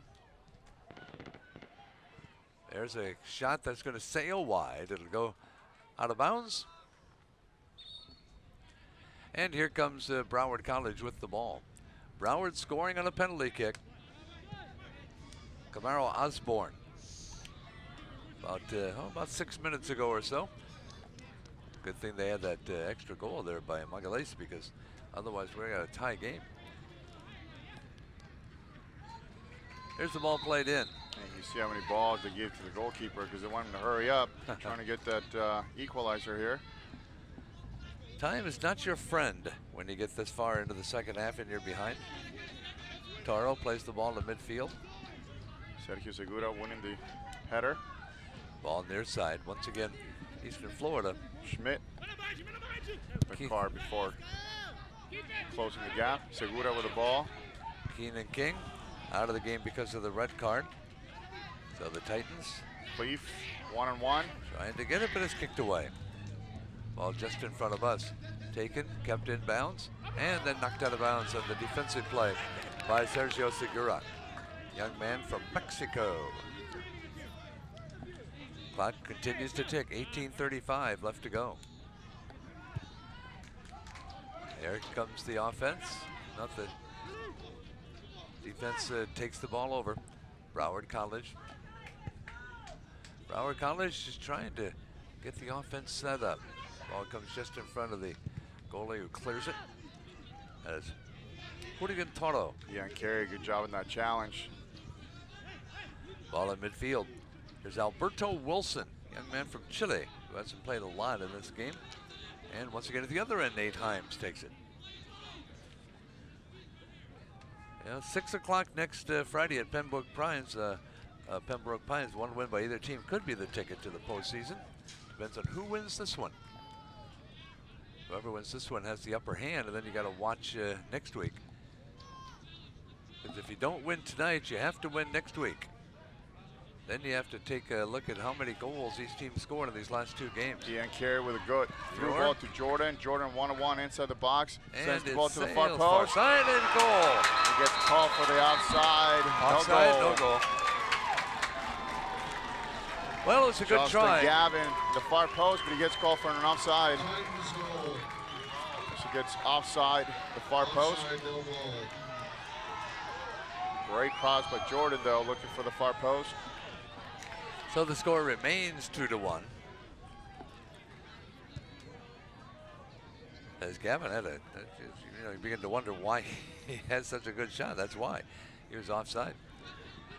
So it's 17 minutes left to go. Crowd got a little excited. Segura with the ball, plays the ball. Gavin far side once again. Gets the position and kicks in. It's a save by Toro. Toro clears the ball out near side. It's taken by Santiago Schmidt, young man from John A. Ferguson High School down in Miami. In the near corner, it is Osborne. Osborne wings the ball and a nice diving stop. He got his loose ball right there. Nate Himes just stops the ball and lets it roll. Good thing nobody was there. And now Himes will play it in. Himes, a left foot kicker.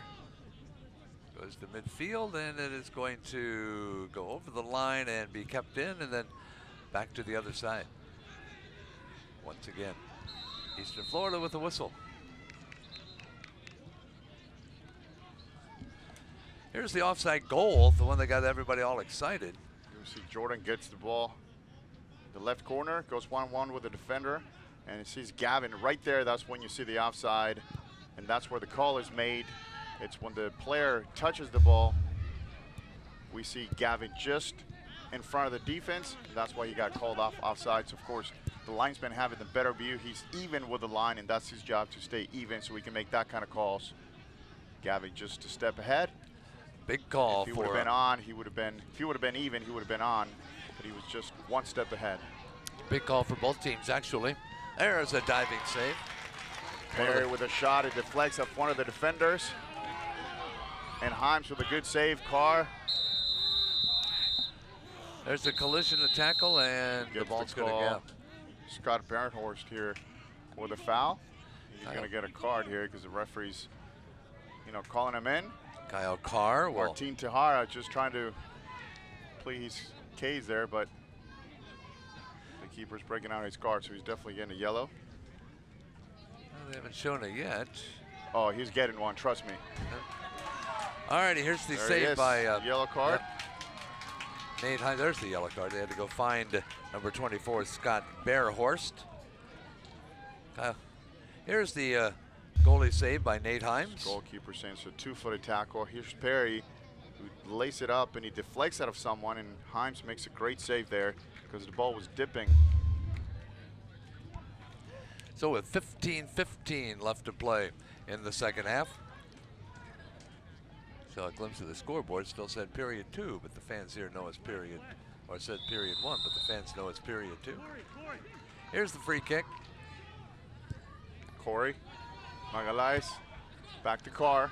Carr, who's recovered now from his little injury. There's a collision. Cleef just gets pushed from behind a little bit as he was trying to post up right outside the box.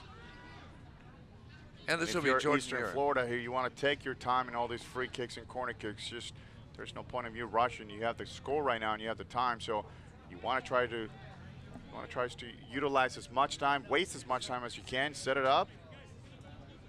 So we see Sergio Segura on the ball. Good left-footed in-swinger player. Young freshman from Fresno, California. Left footer. And he will kick a curveball that curves way over everything and out of off the field. Completely off the field. 14.5 minutes left to go in this one. We talked about Justin Gavin earlier. He scored the only goal for Eastern Florida State College last week. He hasn't scored tonight. Romario Grande Ivan Magalhaes with the 2 goals. And once again, the ball will be played in by Julian Toro. Now we're under 14 minutes to go. A 2-1 game. But keep in mind that Keenan King of the Titans got a red card. He's not in there, but we steal the ball. And we have an offsides. Fans are getting excited again, but there'll be no goal. Now, I don't know about that one, even though he gets called for an offside, but by the time he touches the ball, Cleef was on. Here's the ball played in. Moving from our right to our left, the Seahawks of Broward has College. To be careful to giving up another one of those, and it all happened because Julian Toro just tried to play the ball to his fullback, where right now he just wants to, you want to just clear the ball out of the back. You want to try to send numbers up because you want to try to score the equalizer here. Nehemiah Perry. See in this replay here, watch how when the touch is played, well, yeah, he might have been off. And of course, easier for the linesman who's got that angle. But if you're Broward, there's no need for you to play out of the back. You got to send direct, send it forward. Especially because you have that one-man advantage right now, and you got to take advantage of that. Nice play by Jordan Muir to take the ball away. With a shot. And it'll sail wide. Last year, Eastern Florida beat Broward all 3 times to advance to the postseason. That's not going to happen this year. They might beat them 2, but we have that 1-1 tie. All right, here's the ball played in.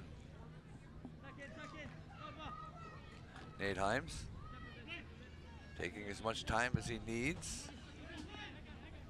And the kickoff goes to midfield. And once again tried to clear it, that is Magalhaes, but ball's deflected. Once again it goes to Himes. Himes in the box, being challenged, so he picks the ball up. And wants Santiago Schmidt to grab it. Ball comes near side to Carr. Carr trying to get the ball to Muir, didn't go far enough. on the ball from Carr, nice little flick. Ball goes back to Carr. Carr near side, now he gets it, now it's stolen away. Taken by Barenhorst. Barenhorst with the steal off to Wood. Devontae Wood, far side in the corner. Saved just in front of the scoreboard, and goes out of bounds. You can see this time, 11:46 and counting. 2-1, Eastern Florida State College with the lead. Kelvin Nephilim with Eddie Rodriguez as the 2 teams try to battle it out. See who gets the upper hand in this 3-game series. which will conclude a week from tonight down at Broward. Here's the play in. And a header at midfield. And cleared once again by Broward.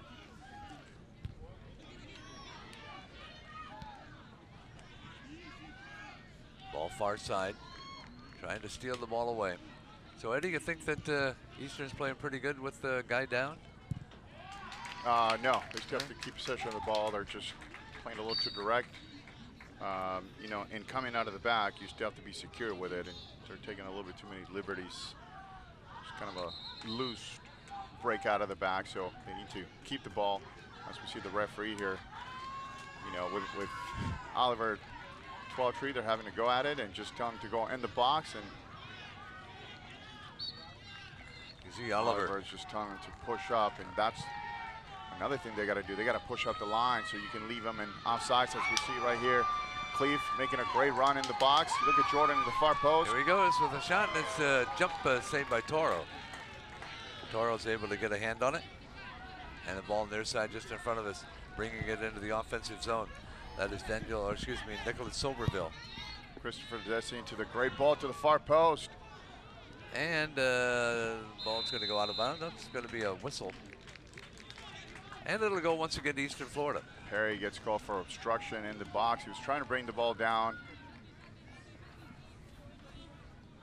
These two teams giving it all they have out there on the field. Jordan Muir, who did not start but has played the majority of the game, hoping somebody can get it to him and he can get a big goal. He hasn't scored yet. 9 goals on the season and 8 assists, so he's been involved in a lot of scoring for this team. Here they come once again. Titans with the ball kicked away and a whistle. And once again, the Titans will play it in.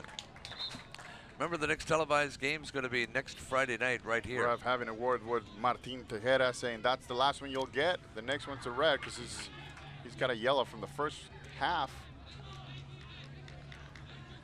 So ref looking to make it even. Another tackle in the middle, another challenge like that, and I'll guarantee you that Martin Tejera is going to be the next one exit out of this game. Segura with a cross. Well, that would certainly even things up a bit. Ball far side. Ian Carr trying to send the ball to the far post. Jordan controlling the ball. Ball near side. Jordan Muir gets it centered to Justin Gavin. Ball kicked away, running it down far side. Trying to keep it in play. Ball in the corner. They do keep it in play, and there's the ball, the whistle dead. And Broward College will play it in. Justin Gavin, sophomore, graduate of Treasure Coast High School, but his hometown is actually Brooklyn, New York. He's been ranked in the top 10 for assists. Gavin, our player to watch for this game. He hasn't scored, but obviously he's been in there the majority of the time. Clock shows 8 minutes and counting left to play, second half. 2-1. Eastern Florida has the lead. And the ball out of bounds, far side once again. But the clock is in favor of Eastern Florida unless Broward can tie it up. Then you're going to wish you had some time left. Well, again, bringing it in play, far side, tossing it in. Ball goes into the corner and a little deflection, and the ball's headed back out, but Justin Muir has it. Jordan Muir, excuse me. And at the top of the box, in the box, and the ball headed back out, but nobody's there. There's a kick in way high and away. Corey Foster unable to get it to go. Ian Carey with a long shot just gets under the ball and gets a hold of the whole ball, and probably hasn't landed yet. And the ball will be played in. Here comes Julian Toro. Toro with 7 minutes left to go. Very narrow 2-1 lead for Eastern Florida. Ball on their side on the wing. Here comes Arcia. Christopher Dessen. And the ball's deflected out of the ball. Good job by Carr. Carr, you can see right there. Captain's been all over the place. Great player. Very technically sound, very smart. Doesn't get in trouble a lot. That's what we see this foul right here. Perry just put him down. Nehemiah Perry just frustrated. He hasn't been able to get his way today. And Corey Foster, the recipient of that tackle from behind. That's what happens when you've been marked the whole game like Nehemiah Perry has. Double team a lot of the times between Foster, between the captain in the back, Magalhães, who's done a great job defensively, and of course, he's scoring that penalty kick. There's a whistle against Destin. Florida gets a foul. They can actually milk the clock here. Every time they get a foul, they should take at least 30 to 40 seconds off the clock. That's just good time management. You see Corey Foster doing that. It takes a little bit extra to send that long ball. Every minute counts here. Corey Foster playing it in. And at midfield, it'll be played in once again by Broward. Now the clock shows 5.5 minutes to go. You don't want to give up a goal here. Have to fight back. Ball at midfield is Scott Bearhorst. Bearhorst over now to Soberville. Soberville to the far side, ball kicked by Tejera, and it goes out of bounds. Team Tejera just completely mishits that one and hits it out of bounds. And so the Titans have a chance for Eastern Florida to milk the clock a little bit. So Munga, the coach for Broward County, or excuse me, Broward College on the far side. 2-1 is the score. Have an injured player down on his back far side. Couple of goals early, made it 2-0. That was at the 30-50 mark of the second half. But then 5 minutes later, Broward College scored to pull it within 1. There's Coach 12 Trees directing the offense or directing the defense. As the injured player on the far side is being tended to. Well, Eastern Florida scores 6 goals per game, but when you have a 15-0 game thrown in there, kind of tells you a little bit about the offense, and kind of gives you an inflated offense's goals per game. But they only give up 1 per game, so they're giving up all they on the average give. Eastern Florida had won 7 in a row before last Friday's tie with Broward. Eastern Florida gets 20.5 shots per game, and they certainly had some shots here. I'd like to remind you again, the next televised game that will be happening right here on WEFS is going to be next Friday night. Starts at 6. Tonight's game started at 7, so watch out at 6 o'clock. You can get it at WEFS and NJCAA-TV.com/EFSC. We see a little bit of a replay of what happened. We're trying to figure out if it was a tackle, if he got hit by the ball, with a ball. It's actually, he got cleated in the face maybe. Cleve Disarray trying to flick the ball behind and got him with the cleats. Can't really tell whether he actually got hit or not. And there's some fireworks going on. It's like it's the 4th of July already. Entertaining the crowd, as you can see, right there while they get ready to resume play. Nice complex if you haven't come by to take a look at it. Heard the president, Dr. Jim Ritchie, talking about it at halftime. Well, in a few minutes, Eddie's going to go down to talk to that man right there, the one on the left. Oliver 12 Trees. We don't know what the score is going to be at that point, but it's getting a little tight here. Now we're ready to play again. Ball in midfield as they try and keep Broward College from getting anything going. There's the ball far side, nobody there. Ball's tipped away and it's taken by Tejera. Tejera far side, plays the ball into the box and it's headed back out again.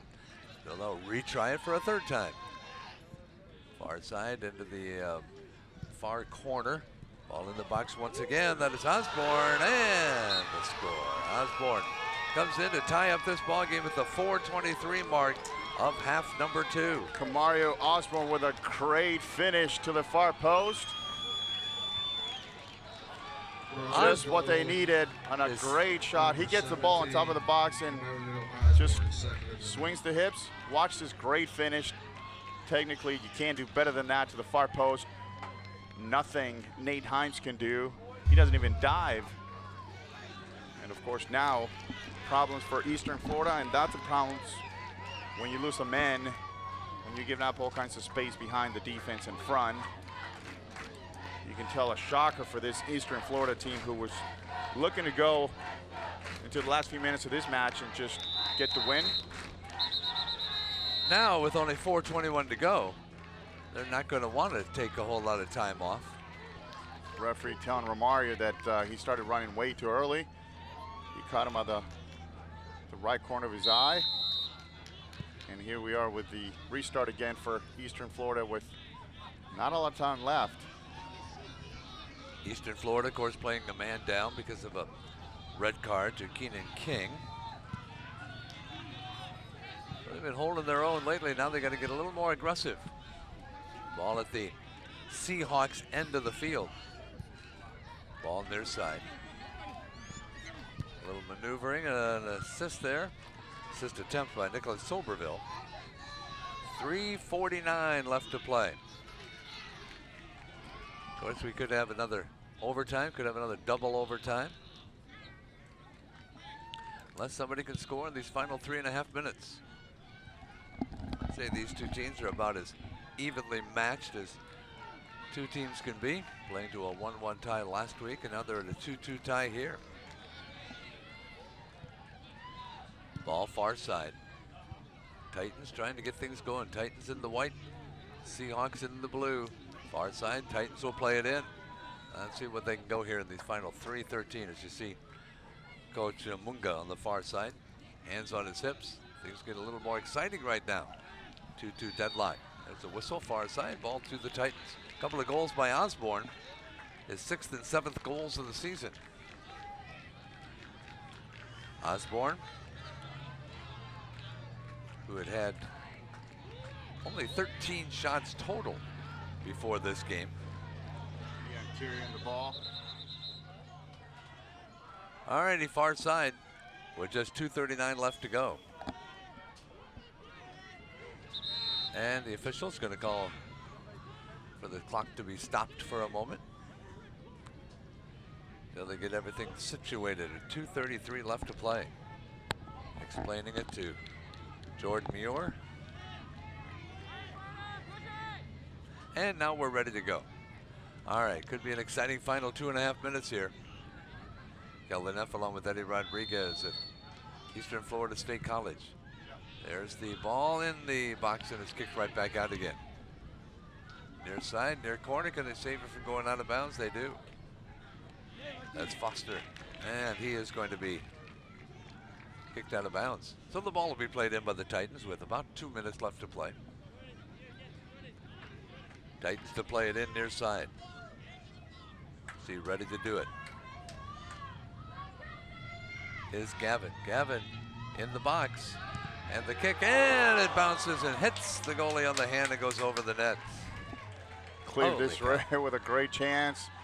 Wow. Just takes that instep, hits the ball down, and a great save by Julian Toro.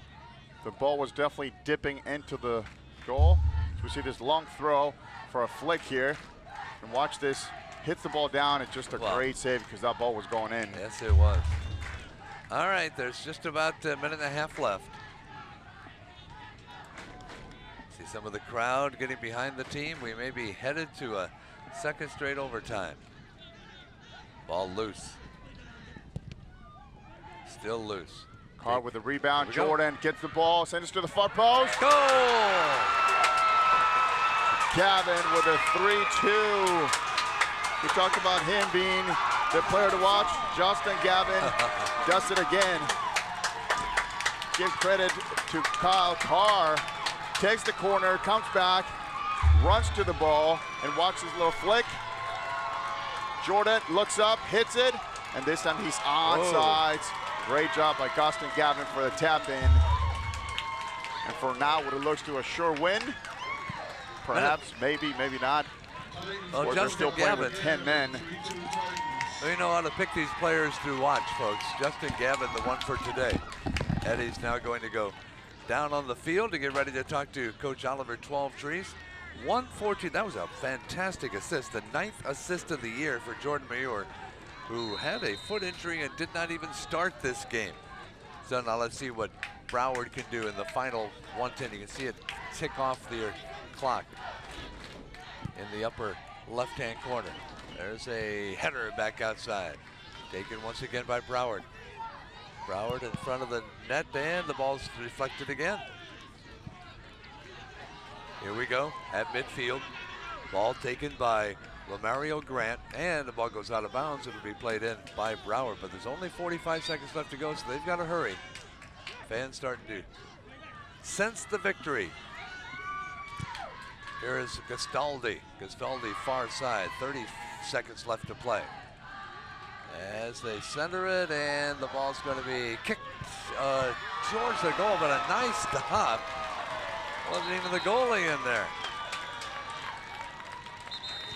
Kyle Carr coming out with the stop and gets a hand from the goalie. And we have an injured player, or at least we have a player down with 17.6 seconds left to play. Here's the shot that we're going to take a look at, and watch the goalie isn't even involved in the play. As you can see, he's out there, right there, and the kick and the save actually by Carr. I don't know if Carr gets credit for a save. You have to ask the stat man. Now they have a corner kick, so watch out here with 17 seconds left to go.